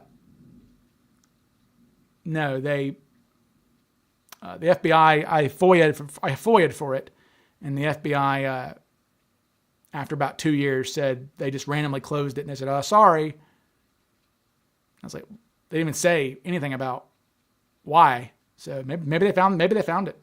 Again, they're not going to tell us if they did. They have no obligation to tell us anything about it. Neil Young's Canadian. That voice would have given him away, right?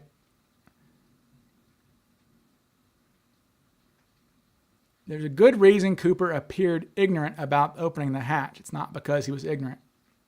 I mean, depends on what he was saying. I mean, again, cockpit can open it up, or we can open it up.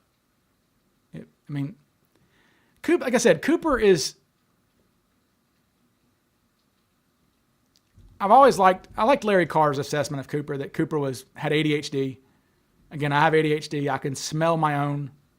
I think Cooper is a kindred spirit. People who can learn a lot about something very quickly, but they're going to miss the finer details, I think. And I think Cooper studied the 727 very quickly when he was inspired by Paulini. I think he knew that a 727 had rear stairs, and I think he figured that would be a safe platform to jump from. And somehow he knew that the stairs could come down in flight. Bloody hell, yes. Tina did, in fact, show Cooper. Yes, we know this 100%. It is in her 302. Go to my webpage, norjack.org. You can read the written testimonies. She says that she's demonstrated, I think that, in fact, let me see if I can, for those who are on the, let's see, where is the Tina? Okay, here we go. Yeah, let me see. It says, well,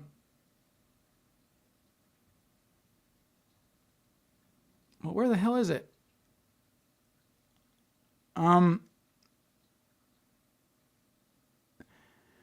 Okay, she says, it was at this time he was still working with the parachute in some way to secure the money. This is after they took off. Shortly thereafter, he asked her to demonstrate to him the procedure for opening the rear door and extending the stairway. She did this and was under the impression that he understood how to do it. She commented that it occurred to her at this time that this was the only function of the aircraft which she had discussed with the hijacker during the time she had been with him that he did not seem to be fully aware of. Her other comments are,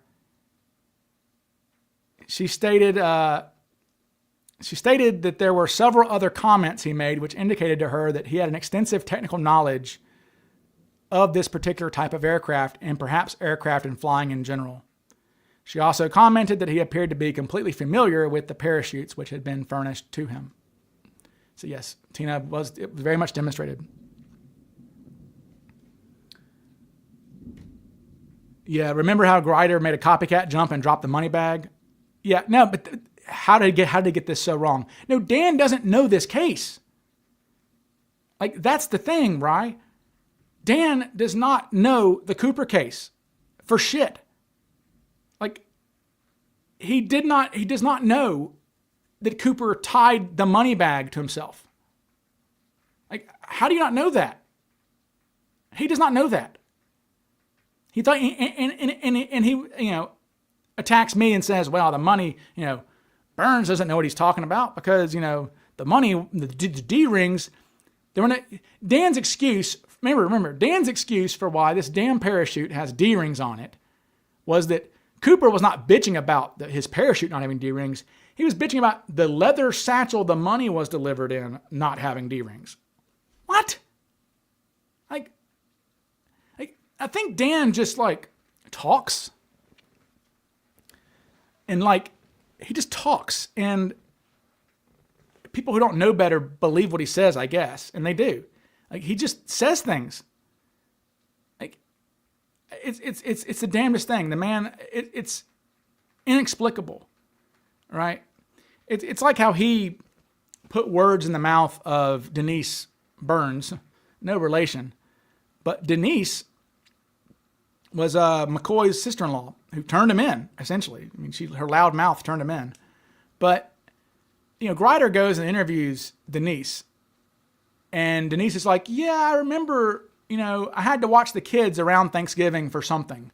This is 50 years later. She can't remember. But she goes, yeah, I watched the kids during Thanksgiving that year. And he's like, aha! They were gone to California the whole week. This is proof that they were gone the week of the hijacking, that the McCoy and his wife were gone the whole week of the hijacking. And Denise just told me this, and he plays this audio of Denise talking, saying, yeah, I watched the kids around Thanksgiving. And he just pivots that into that Karen and McCoy were gone the whole week of the hijacking, doing the hijacking out in California, blah, blah, blah. But we know for a fact, because we have her interviews with the FBI from 72, right? And we have other eyewitnesses that she watched the kids for one night, Thanksgiving night, while McCoy and his wife went to Vegas. And they invited, and as I said in the video, in my latest video, they invited her to come. And they were going to get a babysitter or something. And Denise was like, I don't have any money for gambling. I'm a college student.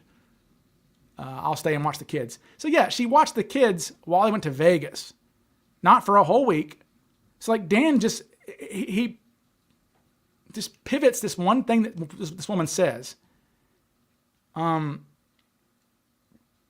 It's shocking how unscrupulous it all is. And it really hurts me for the McCoy kids because they listen to what he says.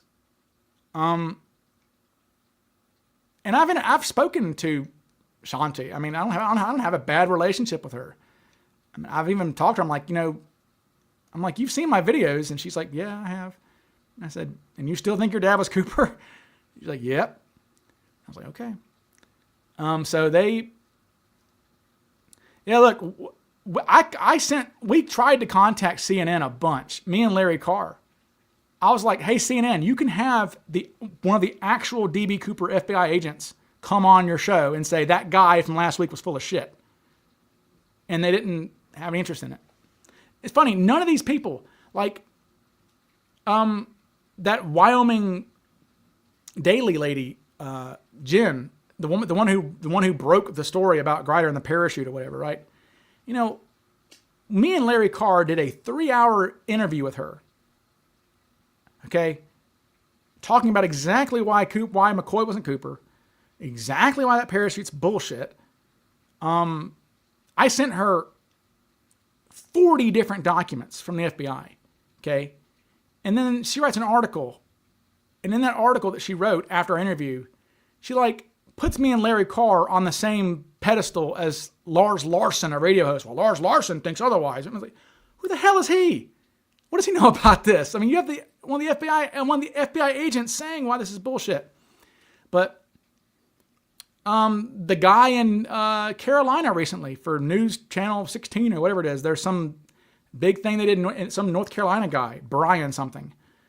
I was like, hey man, this is bogus. You know, wouldn't it be a cool story if you were like, hey, I got duped by a con man. Here's the real truth. You know, like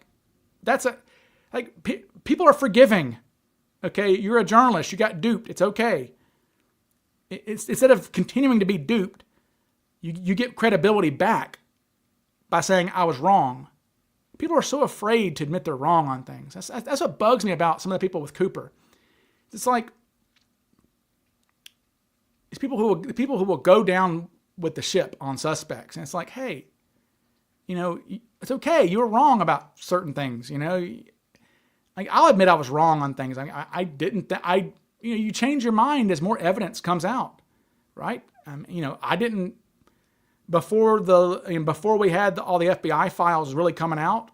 I didn't care about Cooper's nose, but now I do. Because it's informed is informed my opinion on things, the things I read. I mean, I don't know. But Dan is a wannabe Josh Gates. I don't know what Dan is. But it was sad to see Bruce on the McCoy show last week. That kind of sucked.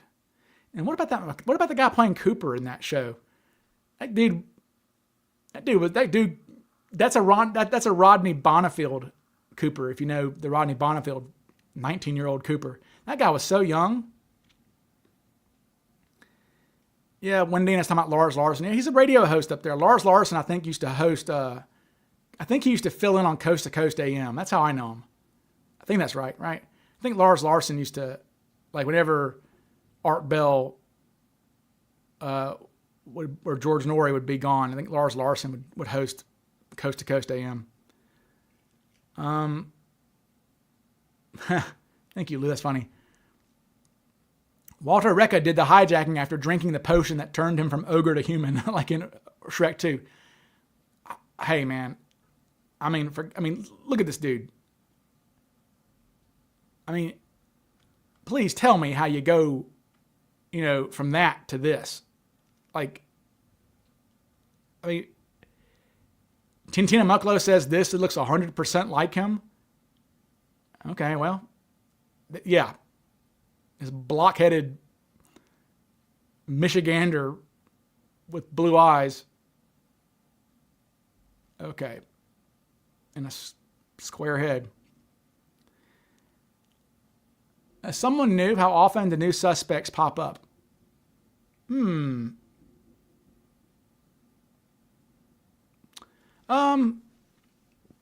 I mean, I get emails about suspects every week, but new suspects. But I would say that as far as like suspects who I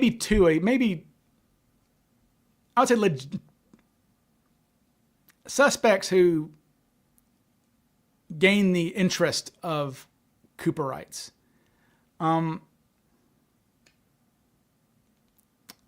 Maybe 2 a year. Let's see. Let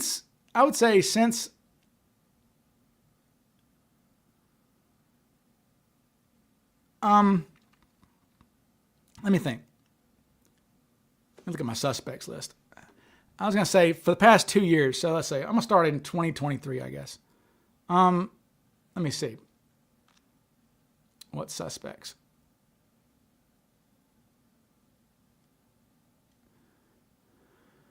Okay. So since 2023,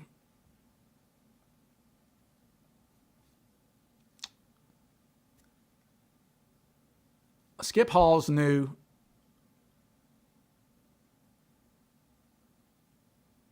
James Roman, not new, but new to the Vortex. Lee Sellers, new. The guy we... and there's a guy coming out in a couple weeks. John Kacher on the Facebook group has come out with him.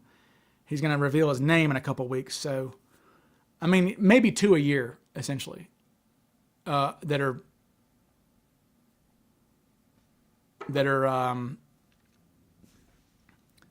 I'm not even going to say plausible. I'm just going to say, yeah, Orville Lyons has kind of been brought to the Vortex. No, he wouldn't have, Jay. Jay says Hall would have brought his own parachute. No, he was not a skydiver. He would not have owned a parachute. So no, and that's one of the good things about, that's one of the good things about Hall as a suspect is that you want a guy who had some free fall experience, but wasn't a skydiver. There's not that many guys like that, but he fits that bill because his CIA, these goons, the Interpin, his anti-Cuba, anti-Castro goons, they had to do 5 free fall jumps before they could join, but they weren't skydivers. And they used military parachutes for their jumps. So that's what makes Hall, I mean, it's a box that he checks because Cooper kind of has this quasi-knowledge. He understands parachutes, but we don't think he's an active skydiver because he would have brought his own parachute, which is what McCoy and Hetty, who were the only other skydivers who did this, did.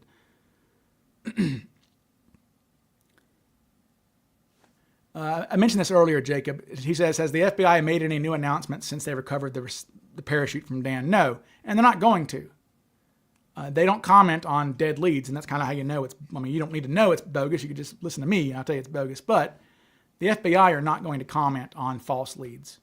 And think about how often, I mean, they'd be out there commenting on stuff all day, every day. So no, it's a fault. It was I mean, I was able to get I sent via Larry Carr, the current case agent doesn't care about Cooper at all. I think he's a member of like the Seattle FBI gang task force. I don't know what it is, but like he's just a guy. He was assigned Cooper. Larry Carr and even Curtis Ing to some degree had prior interest in Cooper a little bit. So they took it. But this new guy doesn't give a damn about it. And he's not going to take the time to go research the parachute stuff because it's hard to find.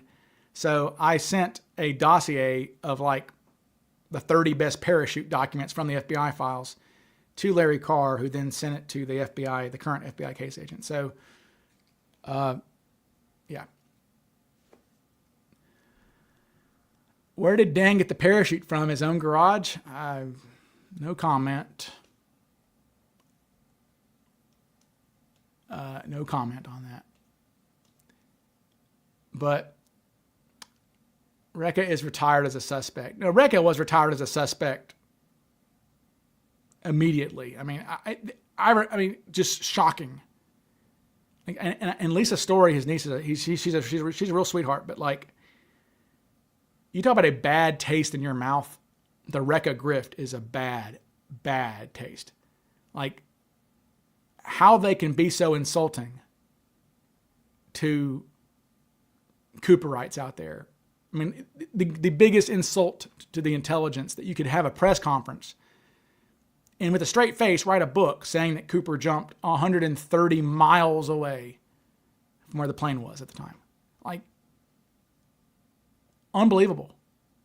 It's like the plane's in D.C. and the dude jumps in Philadelphia. Like, and you're saying that the guy jumps in Philadelphia. It's insane. Like, what an insult. And then the whole thing about, Rekha's confession saying he was going to, jump out the side door Do I have that for y'all? Yeah, I'll play this for y'all. Here. Yeah. Why did you pick the back door, by the way? Because they had a side door there that says red letters on it right there, open here, and I said I was going to open that right there, and she mentioned that there's that tail door there, so I said, well, that's fucking good. So, at first, you were thinking about going out the side door. Yeah. And the stewardess actually talked you into going out the tail. She didn't talk to me, she just mentioned it. She just mentioned it to you.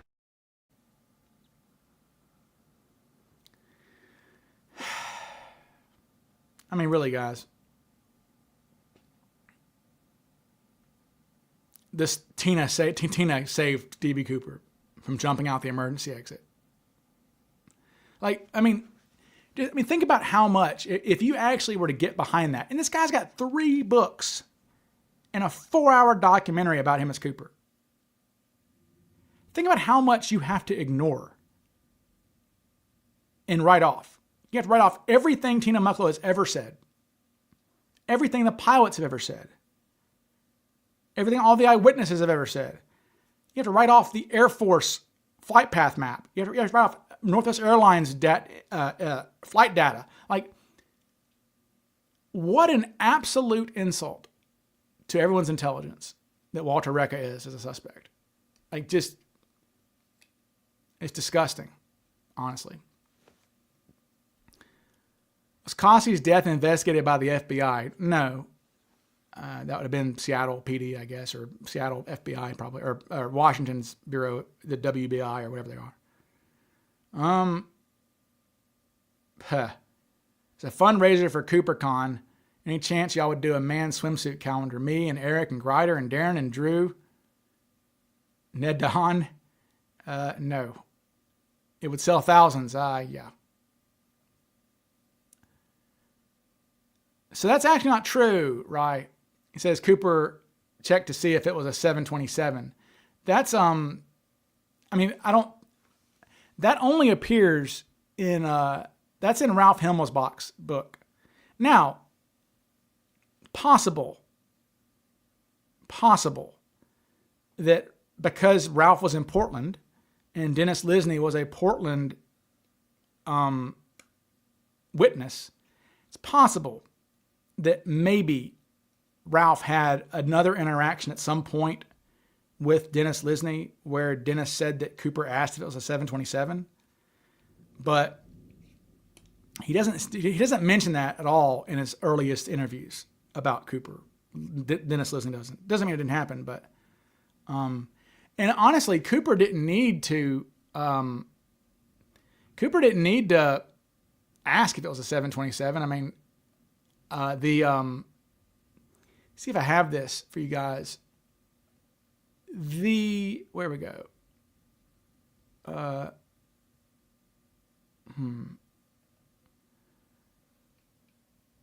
Do I have a flight? Okay. I don't know where I would have put that for you guys. In which, there we go. So the actual flight, these things here, you can't see it. It's hard to see, but if you were to zoom in on that, it says what the plane was. So the flight schedules say what the plane is on the flight schedule. So Cooper would have already known, if he had planned this out at all, he would have known ahead of time that it was a 727. Now, I mean, that's not to say he didn't double check. But no, Northwest flew all kinds of planes. I mean, yeah, you can see in that graphic there, right? Where'd that go? In that graphic there, they're flying 707s, 727s, etc., so forth. Yeah, I mean, they had lots of different planes. Anyway, yeah, they had a real diverse fleet. Okay. Yeah, so we're not sure if Cooper asked about it. I mean, he could have asked about it at check-in. I mean, I'm not gonna say he didn't, but Ralph Himmelsbach's book is so full of nonsense that it's hard to know where the bullshit begins and ends. Ralph. So there's Himmelsbach. Yeah, I mean, yeah, it would be important to double check. But again, he could have. I mean, when Cooper got to the gate, when Cooper gets to the gate, he had these huge ass windows that he could look out of, right? So, yeah, Cooper was looking out the windows, and he could have easily seen what kind of plane it was sitting out there on the runway before boarding. I mean, they had these giant, in Portland, they had these big ass windows like this. Let me see. Yeah. That's not Portland, but they had windows similar to that. I don't know where that picture is. I have a picture somewhere of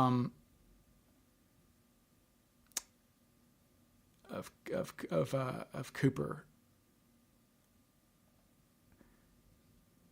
at the waiting, or not of Cooper, but of a guy who looks like Cooper at the waiting gate. But whatever. I don't have any of it with me.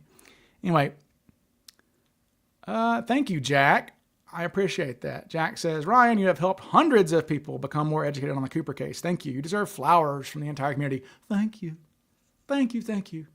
I try. I mean, again, this is all my opinion. I mean, I don't, but at least I try to back up. I mean, I show you guys, citations and stuff. So, I mean, I try to really show you, if I say something, then I'm going to try to back it up. I'm not just going to say it.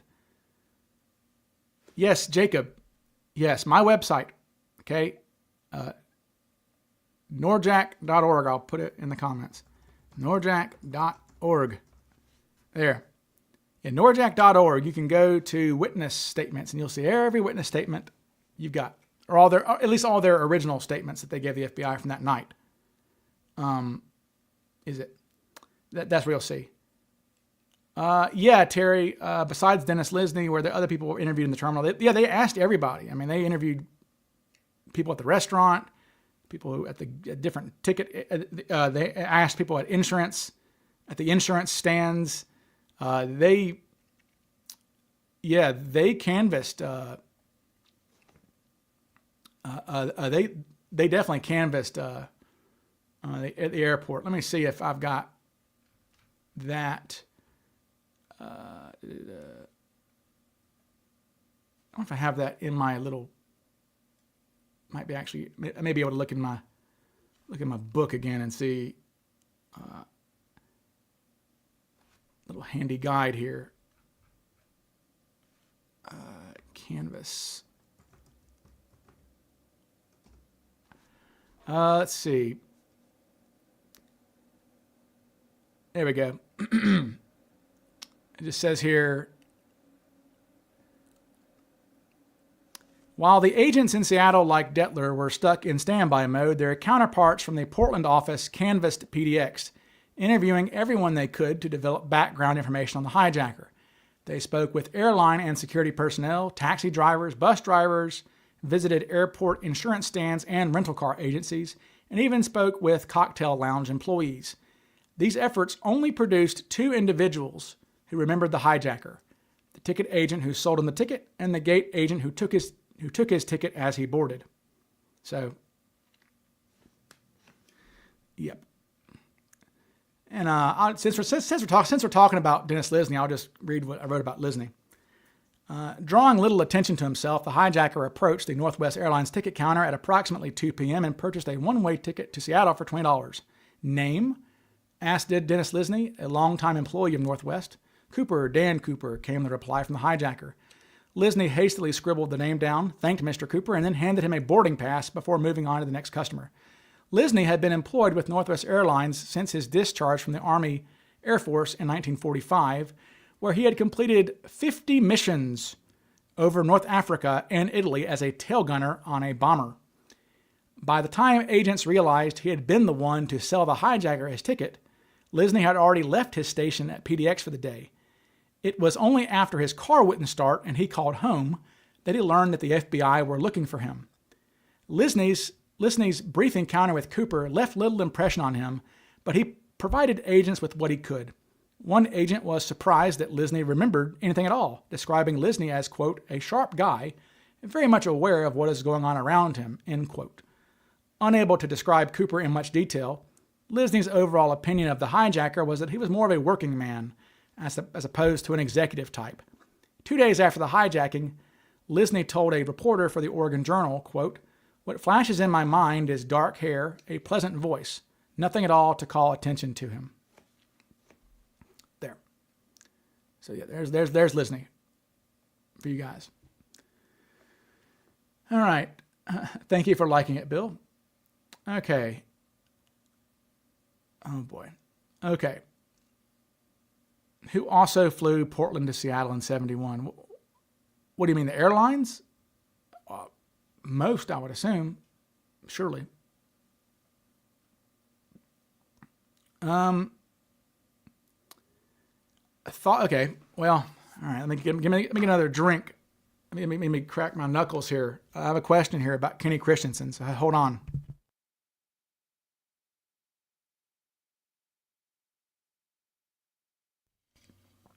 Okay.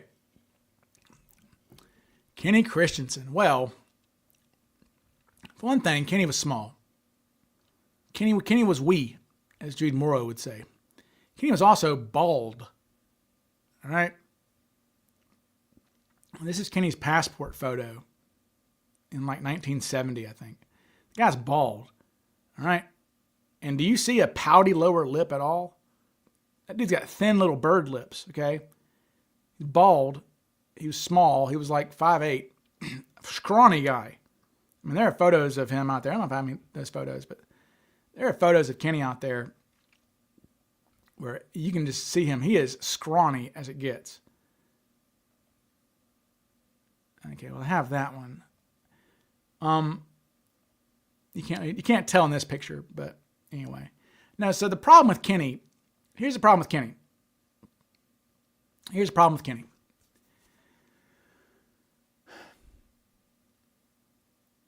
Northwest Orient was not a huge, or Northwest Airlines or Orient, they were the same thing.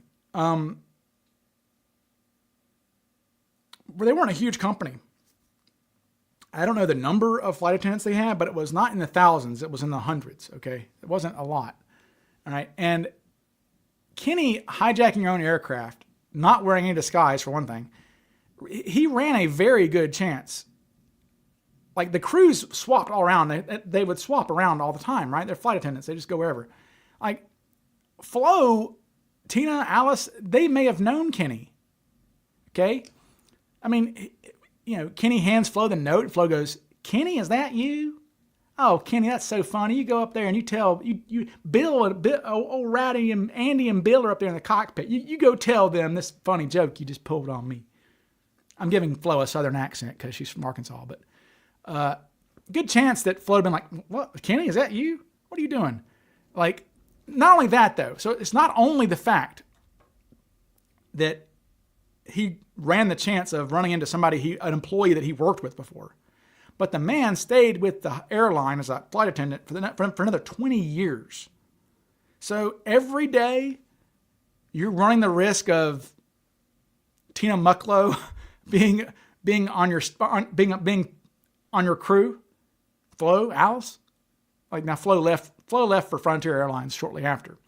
But like Alice and Tina hung around for a while. In fact, Tina flew the Far East route, okay, which is the route that Kenny flew. For reasons, perhaps read between the lines, people. But he liked the Far East route. Kenny did. That sounds terrible. I'm sorry, but possible. I don't know if that's. I don't know, but Kenny liked the Far East route. I'll just say that. But Tina flew the Far East route, okay, in the 70s. So I guarantee you, I almost could guarantee you that if I asked Tina Mucklow if she knew Kenny Christensen, she would say yes. And I will repeat what we encountered a Northwest Orient stewardess at CooperCon a couple years ago, and she was a great wealth of information. She is how we found out that the stewardesses put their purses. She is how we found out that the stewardesses put their purses down by the oxygen bottles, down where the oxygen bottles were kept. That's why when Flo came back to get her purse, she had to scoot past Cooper, who had already put on his parachute. She had to scoot past Cooper and kind of awkwardly squeeze behind the chair to get her purse out from where the oxygen bottles were kept. And that also might be how Cooper knew where the oxygen bottles were. Maybe he saw the oxygen bottles in there when Flo was digging her purse out. But that's how we know. So anyway, we talked to this flight attendant, and she told us that it was an inside joke in Northwest Orient that Kenny was Cooper. Like, it was a joke they had with him because Kenny was so mild and, silly or mild-mannered and yeah, I mean, he does. I mean, there are pictures of Kenny Christensen where his head shape kind of looks like the sketch a little bit. He kind of has the eyes close together, So it was a joke, and that's why part of me thinks that this is a gag photo. This photo here of Kenny, with like a ticket and a bag and a briefcase and a trench coat, that this is a gag photo that Kenny took to be funny with his fellow employees. That I was Cooper, right? And so that's what I think. But yeah, it was an inside joke. And she said that she nearly fell out of her chair. I nearly fell out of my chair when she was watching TV about DB Cooper, and it was like Kenny Christensen. She was like, "What?" She was like, "That was our joke. Like, this isn't real. That was our inside joke. Like, this isn't real." So, no, Kenny is I like what yeah, Jamie, I agree. The only thing about that photograph is that no sunglasses. You would think that if you were making a gag photo, you'd have sunglasses, but again, you would think if that was but there's no other reason for that photo to exist. He posed this photograph, clearly, I think. So I think maybe he just forgot to put his sunglasses on for the photograph, or maybe he was, Cooper wasn't always wearing his sunglasses. So I don't know, but part of it, I mean, I think that's a gag photo. Oh, Mary Johns. What did Kenny have in common with the FBI? They both lost their hair. That's funny. They say Kenny wore a wig and never wore it again after the hijacking. I don't care if Kenny's wearing a wig, right? You don't hijack. You don't rob your own business and keep working there. I mean, that picture is spooky, but it's a joke. I mean, I think that's a gag photo. That's what I think. Kenny, and there's so much lies about Kenny too. I need to do a debunking video on Kenny. I mean, a lot of us liked Kenny Christensen, because again, we only know what we're told. Like, if you only ever knew what Grider was saying, you'd be like, oh, that's pretty convincing. Documentaries are meant to be convincing, right? That's what the whole point of them is. And a lot of us, when we watched the Skyjacker that got away in 2008, when the Kenny Christensen stuff came out, if you read Into the Blast, you're like, oh, that sounds really interesting, or that sounds convincing. But then you realize it's bullshit. Like, the whole thing about, I would say that the biggest thing that made people go, ooh, whoa, whoa, when you learn about Kenny, is if you watch the documentaries about him, they're like, he paid for his house in cash. He bought a house in cash. And you're like, holy shit, he bought a house in 72 in cash? Well, that's a lie. Like, we know that now. It's like people don't think when they say things that people can't keep, that the Cooperites aren't going to double check. But people found his mortgage. He had a mortgage like everybody else. He didn't pay for anything with cash. So that's just a lie. So the biggest piece of evidence that made people go, ooh, he bought a house with cash? Oh, it's a lie. So,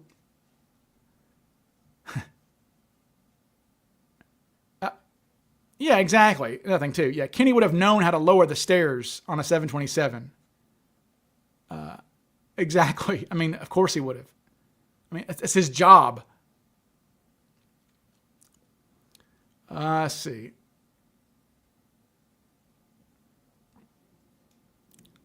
I'm not going to elaborate on liking the Far East route. You can read between the lines there. Kenny was a bachelor. Nothing wrong with being a lifelong bachelor, but yeah. Kenny also took in young boys at his house who were orphans and things like this. So that's all I'll say.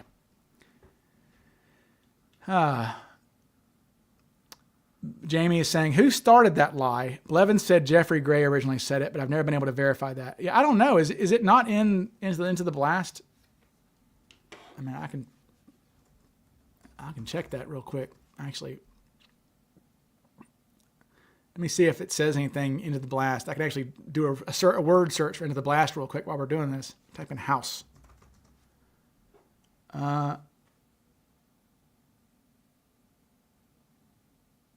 Yep, it says in his book, actually, Jamie.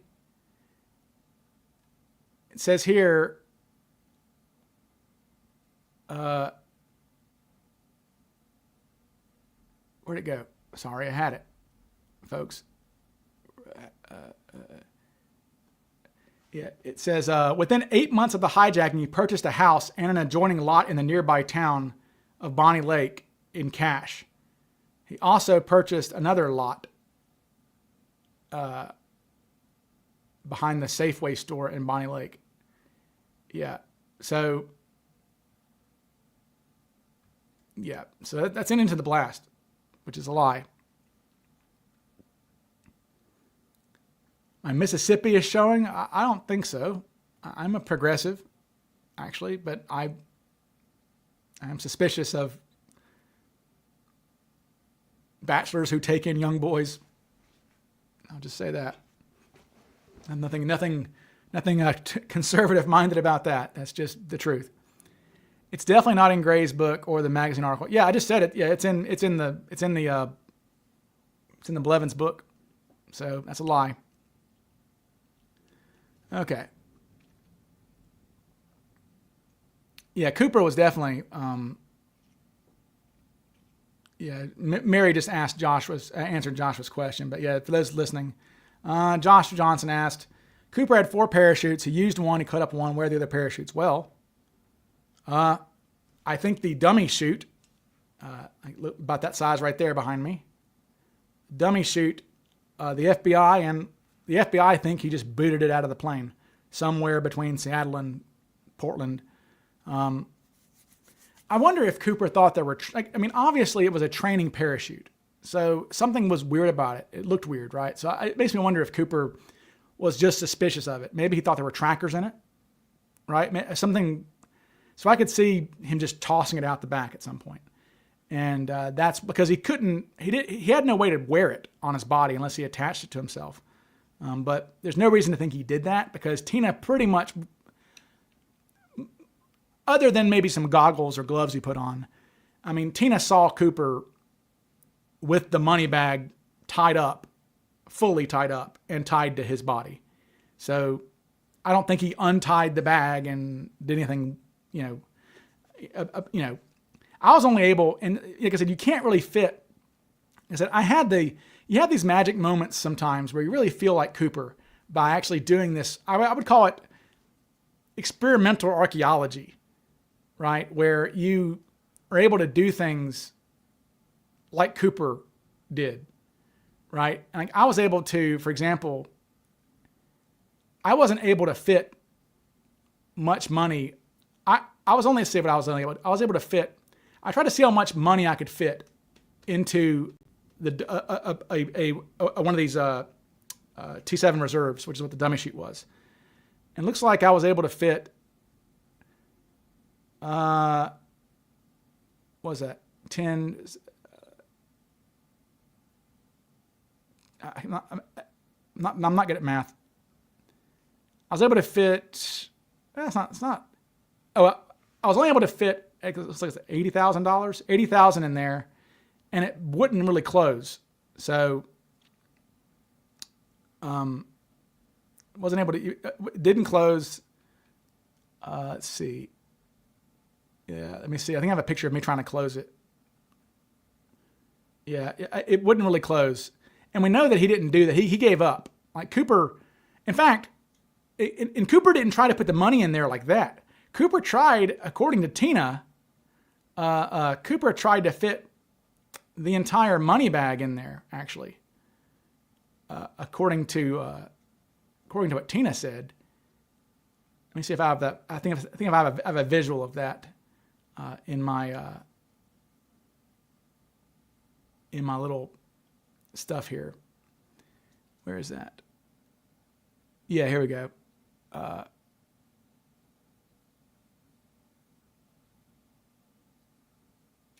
hope that's not too big of a file. Probably is. Yeah, there's Cooper. Yeah, so Cooper actually did that. He tried to fit the damn bag in there, and it wouldn't work.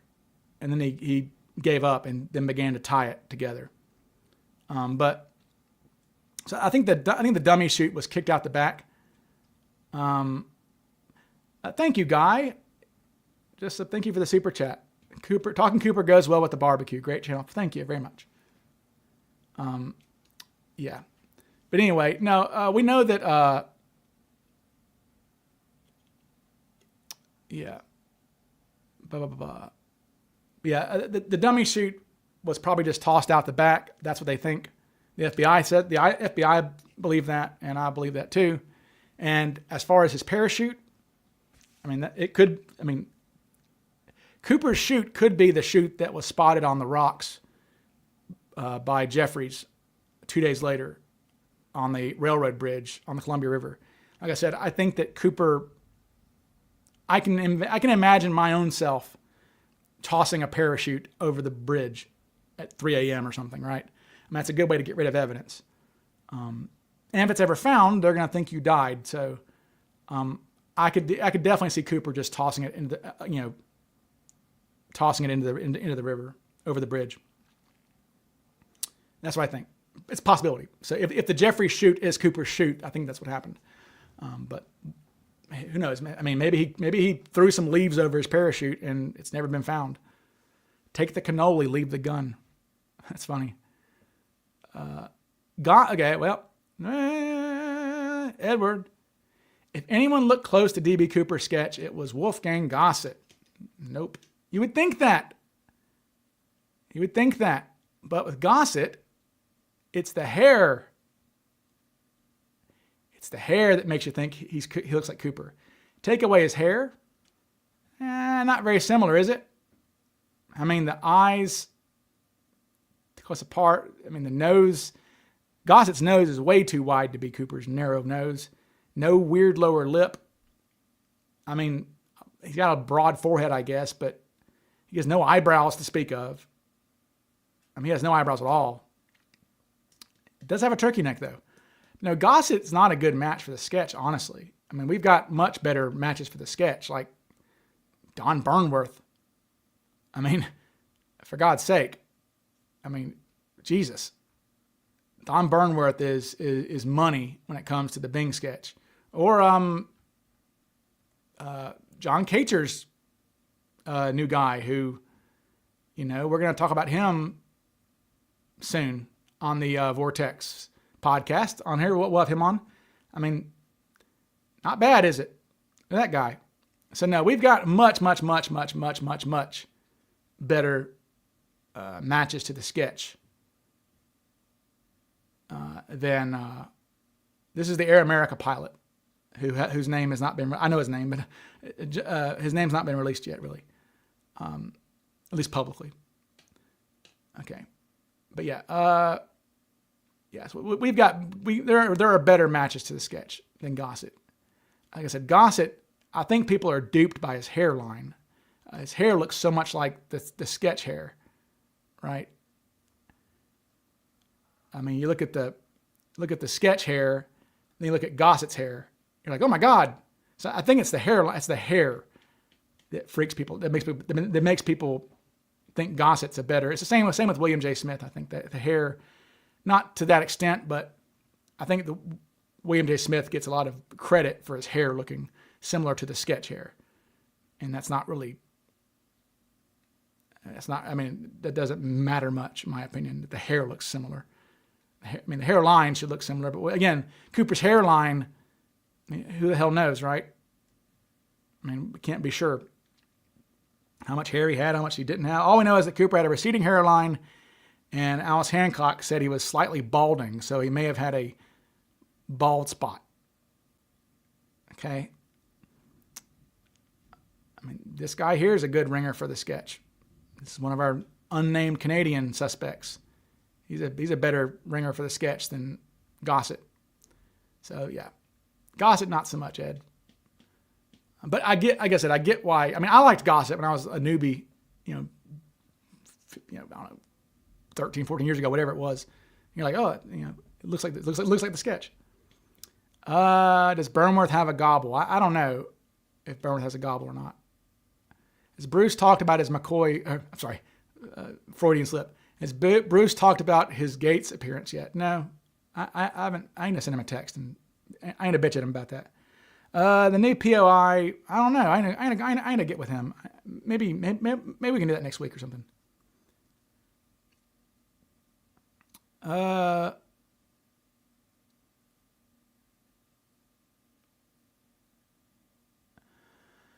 Okay. I've heard some say that they believe Cooper's identity will eventually be found out. What do you think the most likely scenario of how his identity will eventually come to light?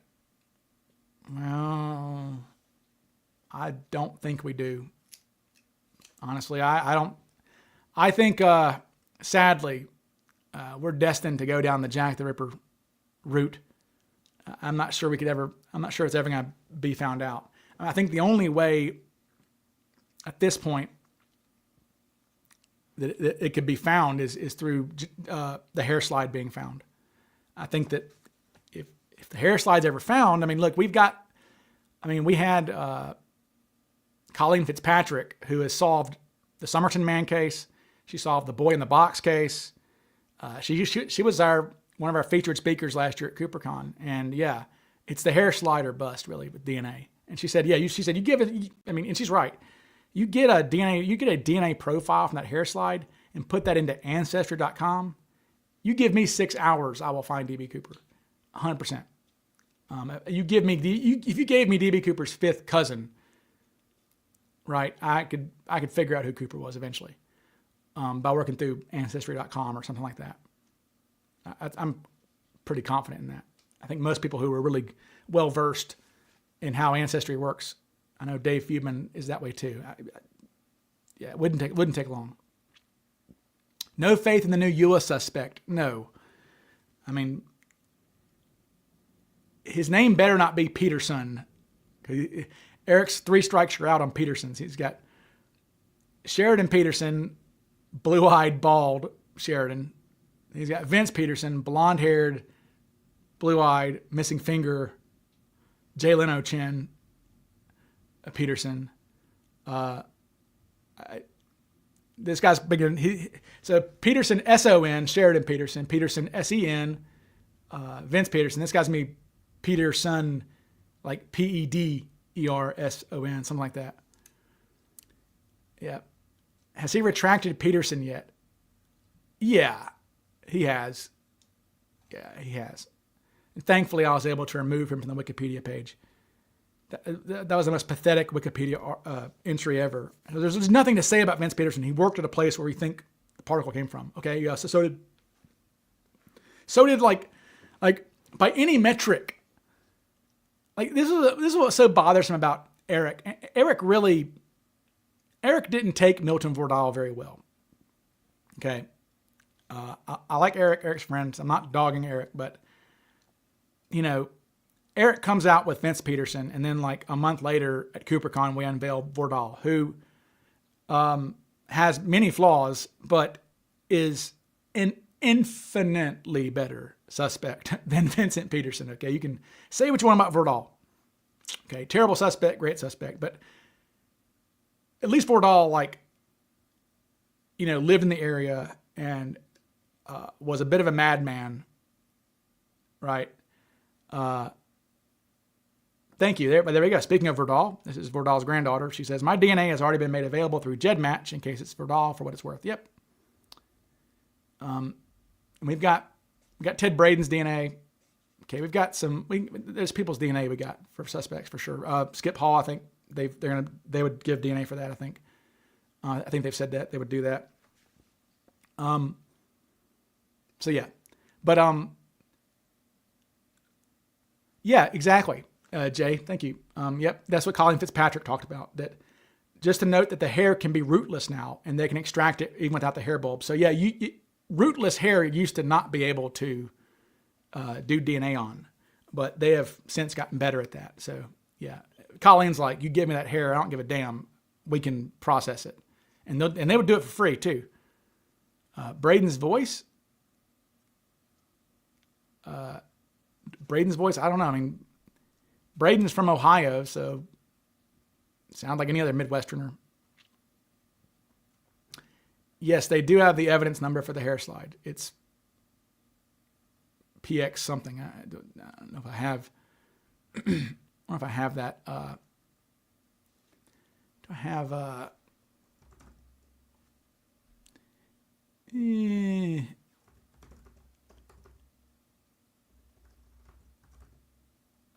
Shit. Okay. Well, let me see. Yeah. Here, this may have the hair. This may have the evidence number on it. I'm not sure. Yeah, there it is, at the top there. So yeah, so this is the last entry on the hair slide that we have. This is the last piece of evidence we have on the hair slide. This is from 1984, and it's when Orville Lyons. So yeah, the hair slide is PCH3225MC is the evidence tag for it. Caucasian hair. Which I always joke that's like, it's probably going to be, we could find the hair slide and it's going to come back to like a circus dwarf who sat in Cooper's chair the day before. It's not going to be Cooper's hair. But yeah. Jackson Division, that's my homeboys. I deal with them a lot. The Jackson FBI. Jackson, Mississippi FBI. I deal with those guys a lot. But yeah, so that, yeah. I need to get my connections back. I've lost some connections with the FBI here in Jackson. I need to get some connections again and see if they have a lost and found, because maybe it was sent back to them on accident. Because we do, again, we have it where this is how stupid it was. So if they wanted to compare, we have 3 suspects that I know of who were compared to Cooper's hair: McCoy, Orville Lyons, and a guy whose name we don't know yet.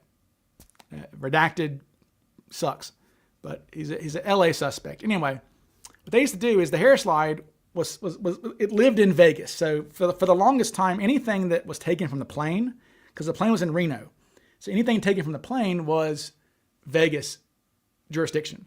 So Vegas had the tie, the hair slide, the cigarettes. They're the ones who destroyed the cigarettes. Thank you, Vegas. Well, actually, thank you, Vegas, because if it wasn't for Vegas, we would not be talking here on this Memorial Day weekend. So thank you, Vegas, for destroying Cooper's cigarettes. But where was I going with that? Oh yeah. So what happened was they're like, okay, we have a suspect. We want to compare his hair to the hair slide. So they would send Cooper's hair in an envelope from Vegas to the crime lab in Quantico. Okay. Then they would get the hair of a suspect. So say for this LA suspect, they would send the LA suspect's hair on like a hair slide to Quantico, and they would compare the hairs, doing hair microscopy, which has been determined to be quack science. The FBI can't do that anymore. But then they would send the hairs back. Okay. And we have an instance where the hair slide for Cooper, when they send the hair slide back to LA from the LA suspect, they also sent Cooper's hair back to LA on accident. So we have this 302 document where the Los Angeles FBI is like, hey, Quantico sent Cooper's hair to us. Do you guys want it back? And Vegas is like, yes, of course, give it back. So possibly the same thing happened with Vegas, or with Jackson. Maybe it was sent, because Orville Lyons was out of the Jackson, Mississippi office. So maybe the hair slide was sent back to Jackson. Same thing. So I don't know. Vegas, baby. Recording, and there's no recordings of Braden's voice. In fact, let's see. Suspects whose voices we have. We've got hide your wives and your kids, folks. Here's your language warning. I'm gonna play Dwayne Weber's voice. This is Dwayne Weber's voice. Hide your kids. 5, 4, 3, 2, 1. Tell you what, girl, if there's any goddamn punishment for anything that I've done, I'll take my fucking medicine, or you don't have to worry about it, so shut your fucking ass up. You've already done enough to convince me fully what had to be done. Yeah. So there, we've got his voice. We've got Rekka's voice, who's not a real suspect. We've got Skip Hall's voice. Because I'm not in contact with anybody from Texas. You give the impression that you wouldn't like to go to Texas at this point.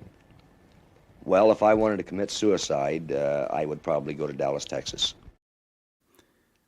We've got Rekka's voice. We got Gossit's voice, of course. We've got Sheridan Peterson's voice.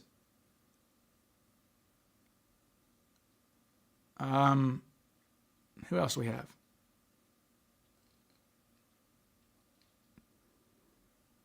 No, let me see. I always have to go look at my my like suspect group.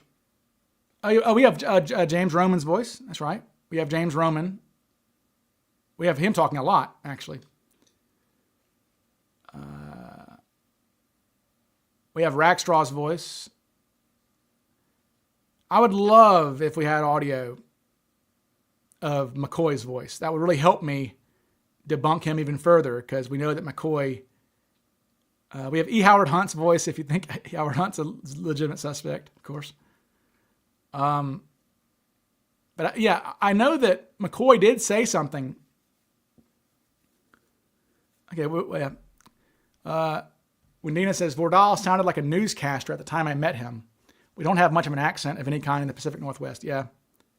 And I could see Vardall speaking very cleanly. He was very much like that. I could see him speaking very cleanly like a newscaster. That makes sense. Ryan, what became of Shale Sonnen's suspect? We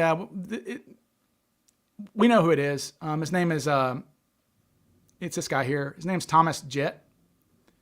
This is Shale Sonnen's suspect. He was like 27 at the time. Got a good look. I mean, it's not a bad look for Cooper. Got a lower lip, thing going on. Got the good hairline. But he was too young. He was like 27. And he was living in Portland at the time. And, I just don't like people living in Portland at the time to be Cooper.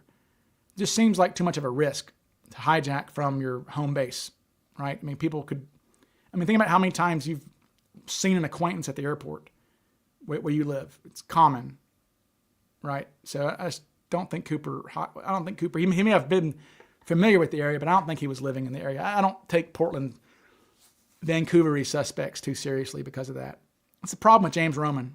I mean, honestly, that's James Roman's main problem, really, is, in my opinion, is that he was living in the area at the time. Cooper made it back to Israel safely. I don't know about that. All right, the McCoy strategy. No, but McCoy spoke to the media. I mean, there's audio out there. There must exist audio of McCoy, because in that video of him being perp walked out of the jail that we have of him, he tells the media, he told somebody, he goes, they're asking for a comment, and all he says is, it's pretty embarrassing, let's face it. So I don't know how you would do a high-pitched lisp on that. Like, It's pretty embarrassing. Let's face it. So maybe that McCoy. It's pretty embarrassing. Let's face it. Not like I have a speech impediment, so in case anyone's saying I'm making fun of people with speech impediments, I'm not. I have one. I'm a stutterer. So, but yeah, he talked like this because of his birth defect. I mean, again, not saying Hall is Cooper, but Cooper's voice probably sounded similar to Skip Hall's. No accent, from the 60s, clean, boring Midwestern. Not like this. So, yeah. Not McCoy. Definitely. Again, people, McCoy's own pilots thought McCoy's voice sounded so strange that they thought he was disguising his voice. Like, they get off the plane, in their interview with the FBI after McCoy jumps out, they're like, describe him. Well, his voice sounded funny. We think he may have been disguising his voice, though. No, that's just how he talked. I power through my stutter. Yes, my stutter used to be really bad, by the way. It was terrible when I was growing up. But I can speak now, which is good. All right. Let's see what we got going on.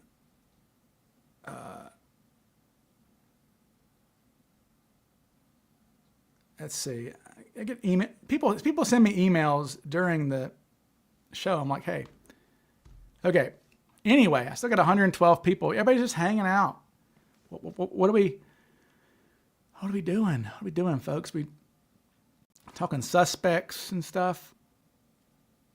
Yeah. Let's see. What?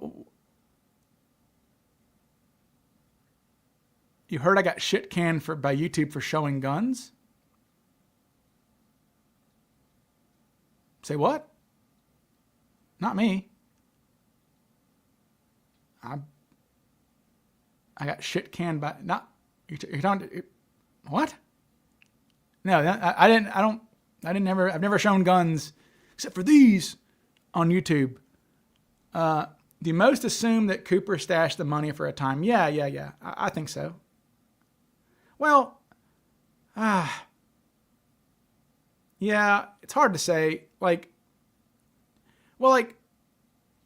You stash it for a short time, not for long time, right? You stash, again, you just try to think of yourself as Cooper and what you would do.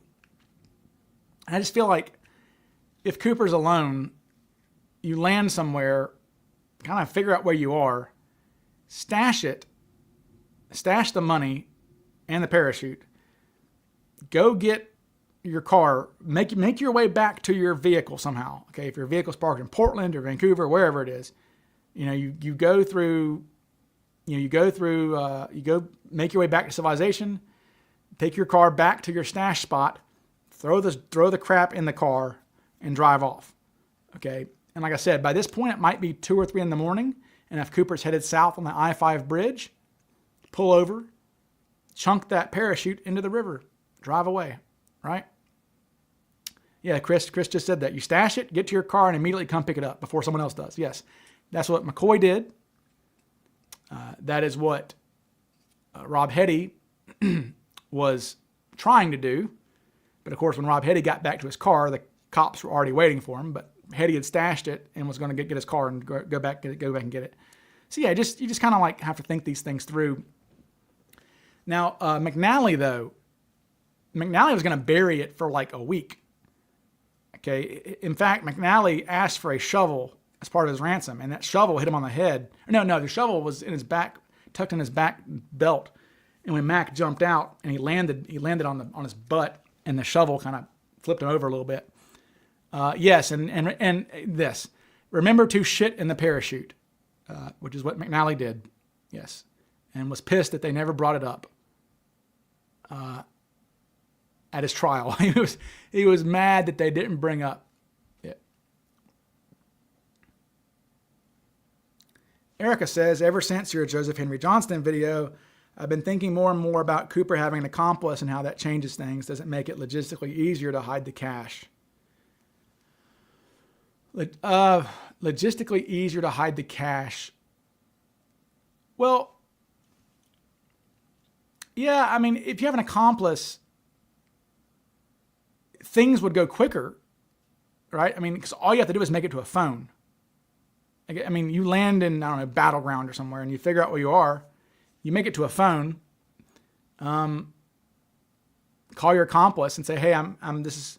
I mean, like if you had an accomplice, that's what you would do, right? Is you would say, "Hey, go hang out by the phone. I don't know when I'm going to be able to jump or where, but go hang by the phone. Do not leave the freaking phone. I will eventually get to a phone of my own, and I will call you, and I will tell you where I am, and you can get me." So that'd be the benefit of having an accomplice, is you could escape quicker, perhaps, right? Yes, you nailed it, DB Cooper. The accomplice makes everything easier except the most important part, keeping it secret. Yeah. Well, I disagree. He says there's no way you had an accomplice if you didn't know where you'd land. No, I don't think so. I mean, again, you just figure out where you are and tell your accomplice where you are. But Cooper does seem like a loner, in my opinion. It certainly makes it more difficult to have an accomplice if you don't know where you're going to land, for sure. Most of these guys didn't have accomplices, though, right? I mean, well, I'm not saying most. Hetty didn't have an accomplice. McCoy had his wife drop him off at the airport, and she was supposed to pick him up, but she got spooked and drove home because she saw that the helicopters and stuff were already out looking for McCoy. So she drove home and got scared. I mean, I guess I'm wrong. I guess the majority of the copycats did have an accomplice. McNally, Walter Petlakowski, drove McNally to St. Louis. So there you go, Erica. Or if your accomplice is in a jail cell sobering up. Yeah, that's the thing. It's like, I just picture the phone ringing. Oh, he's drunk. He got drunk again. Damn, Johnston. Well, I mean, did he handle it really? I mean, do you think it's telling how well Cooper handled the fuel truck debacle? That could have been dangerous. Well, I mean, he handled it. I mean, what's he going to do, really? All he can do is bitch, which is what he did. He bitched quite a lot about it. All right. He was not in a good mood during the refueling. Not at all. Okay. But yeah, I mean, what's he gonna do, right? All he can do is bitch about it.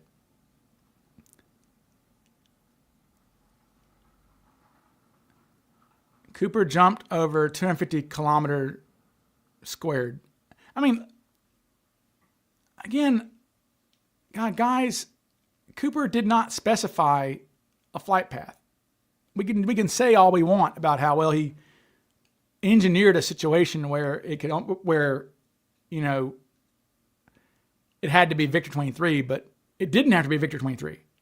There were other low altitude airways they could have taken. So, I mean, there was no harm in him saying that. He could have just said fly V-23, and they would have done it, and it wouldn't have mattered because it was never going to be a secret where the plane was. The secret is when you jump out. That is what you're trying to hide. I mean, realistically, right? That's why people like Hetty and McCoy and Hahnemann and Mac and all of them, they gave specific flight paths because it's not like the Air Force and it's not like radar. It's not going to know where you are. So the trick is where along your flight path you jump out. Yes, McCoy was very much, Erica, McCoy was very much walking through them the entire time. His, we can see, I'll pull these up for McCoy. McCoy, we can look at the evidence for McCoy. So McCoy typed out flight path instructions on these flight plan cards here. you kind of see here. Oops, I'm sorry. Maybe move your comment there. Let me see how it says there. You can see here how it says seat pocket at the very, very bottom there. You kind of hard to see, but these are so McCoy typed, these are the original McCoy typed notes from the evidence. At the bottom, he says seat pocket next to second seat on the right of aircraft. I mean, he put these, he like put these as like little goodies, like little Easter eggs that he hid inside the plane for them to find. He's like, okay, now he would like call up the cockpit and say, okay, stewardess, you go to the second seat or whatever. And this is the last one. He told them to turn around and fly to Denver. And you can see he writes, when you reach Denver, you were on your own there at the bottom. So yeah, McCoy was very specific about where he wanted to jump, and he jumped pretty much where he wanted to go. But of course, McCoy was always scribbling notes the whole time, like this. Here's one of McCoy's notes that was kept by a steward. This stewardess stuffed it in her bra, and he didn't get it back from her. Everybody off now except the stewardesses. They stay put. Get the hell off the ground. Be quick about it. Use this runway. One of McCoy's notes there. Do I have another of McCoy's notes?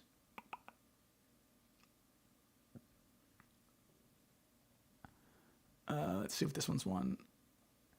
Yeah. Check. Close door. I don't know what he's saying there. Check to see that every one is off. Any other notes of McCoy's? What is this one? Get some more men on that luggage. Use a cart. What's going on with that baggage cart? Exclamation point. Use it right and step it up. So, yeah. There's McCoy's notes there that he left on the plane. Not, again, very much not like our Mr. Cooper. Yeah, I agree with you, Jen. Yep. Cooper knew he was jumping way before any refueling. Yep. The Feds stormed the plane in Reno. Yeah, I mean, Cooper said don't stop anywhere in the U.S., you know. I have no idea if this is accurate, but the internet said that McCoy can be potentially heard on the Death in the West podcast. I'll have to check on that. Have I ruled William J. Smith out as a suspect? I have. I mean, there's no reason to think at all that William J. Smith is a Cooper suspect. I mean, none. I mean, as his daughter said, who would have cooked our turkey that year? You know, we're living in New Jersey and Dad's hijacking a plane, and I mean, it's stupid. Yeah, I mean, and again, he had a medical condition too. He had some medical condition where like his family didn't even want him to he couldn't even climb ladders and things because if he fell, it might, I don't know, break bones or I don't know. He had some kind of issue with his health. But no, I don't see William J. He's also short too. I think William J. Smith's like 5'8", 5'9", a little short for Cooper, but his nose is big. I mean, I've seen a photograph of him from like 1970. His nose is big, way bigger than Cooper's nose, in my opinion. You're not getting the Bing nose with a giant nose like that.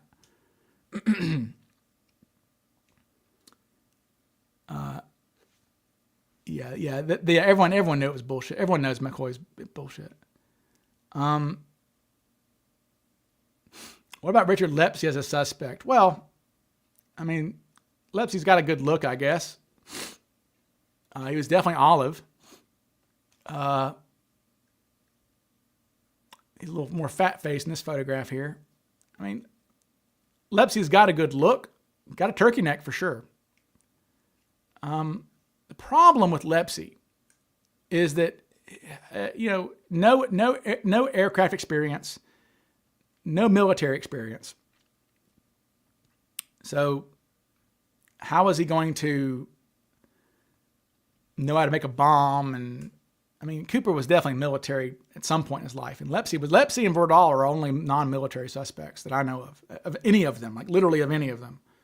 All of them were in the military, except for Lepsy and Vardall, which is I joke about. Ironically, Vardall probably killed more people than any Cooper suspect by orders of magnitude, because he was very crucial in developing the Nagasaki bomb up at, where is it, in Washington? I forget the Hanford site. Yeah. I mean, Vardall actually saved the project. He got like a congressional thank you or something after the war for like coming up with some math equation that they were going to, I think they were going to have to like shit can the Nagasaki bomb or something. And Vardall, super genius, came up with some solution for it. So, and he got like a congressional thanks or something. So, but no, Lepsy also goes missing, I think, in, thank you again for, Trooper said, thank you. Maybe Cooper was the inspiration for the Johnny Cash song, I killed a man in Reno just to watch him die. Maybe so. Thank you for the super chat, John. I really appreciate you. Thank you. Very, very, very generous and kind.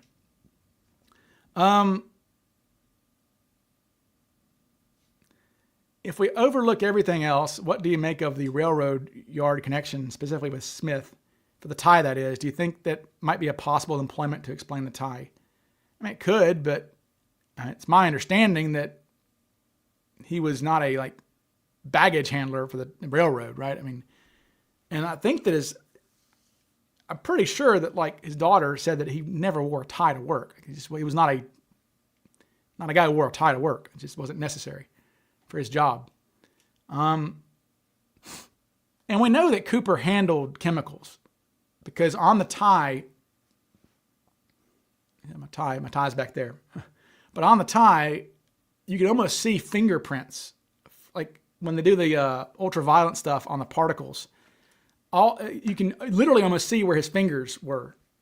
Whenever he would touch this tie, his fingers were filthy. So it's not, particles flying through the air, landing on his tie. That crap got on his tie from his hands. He was touching things and then touched his.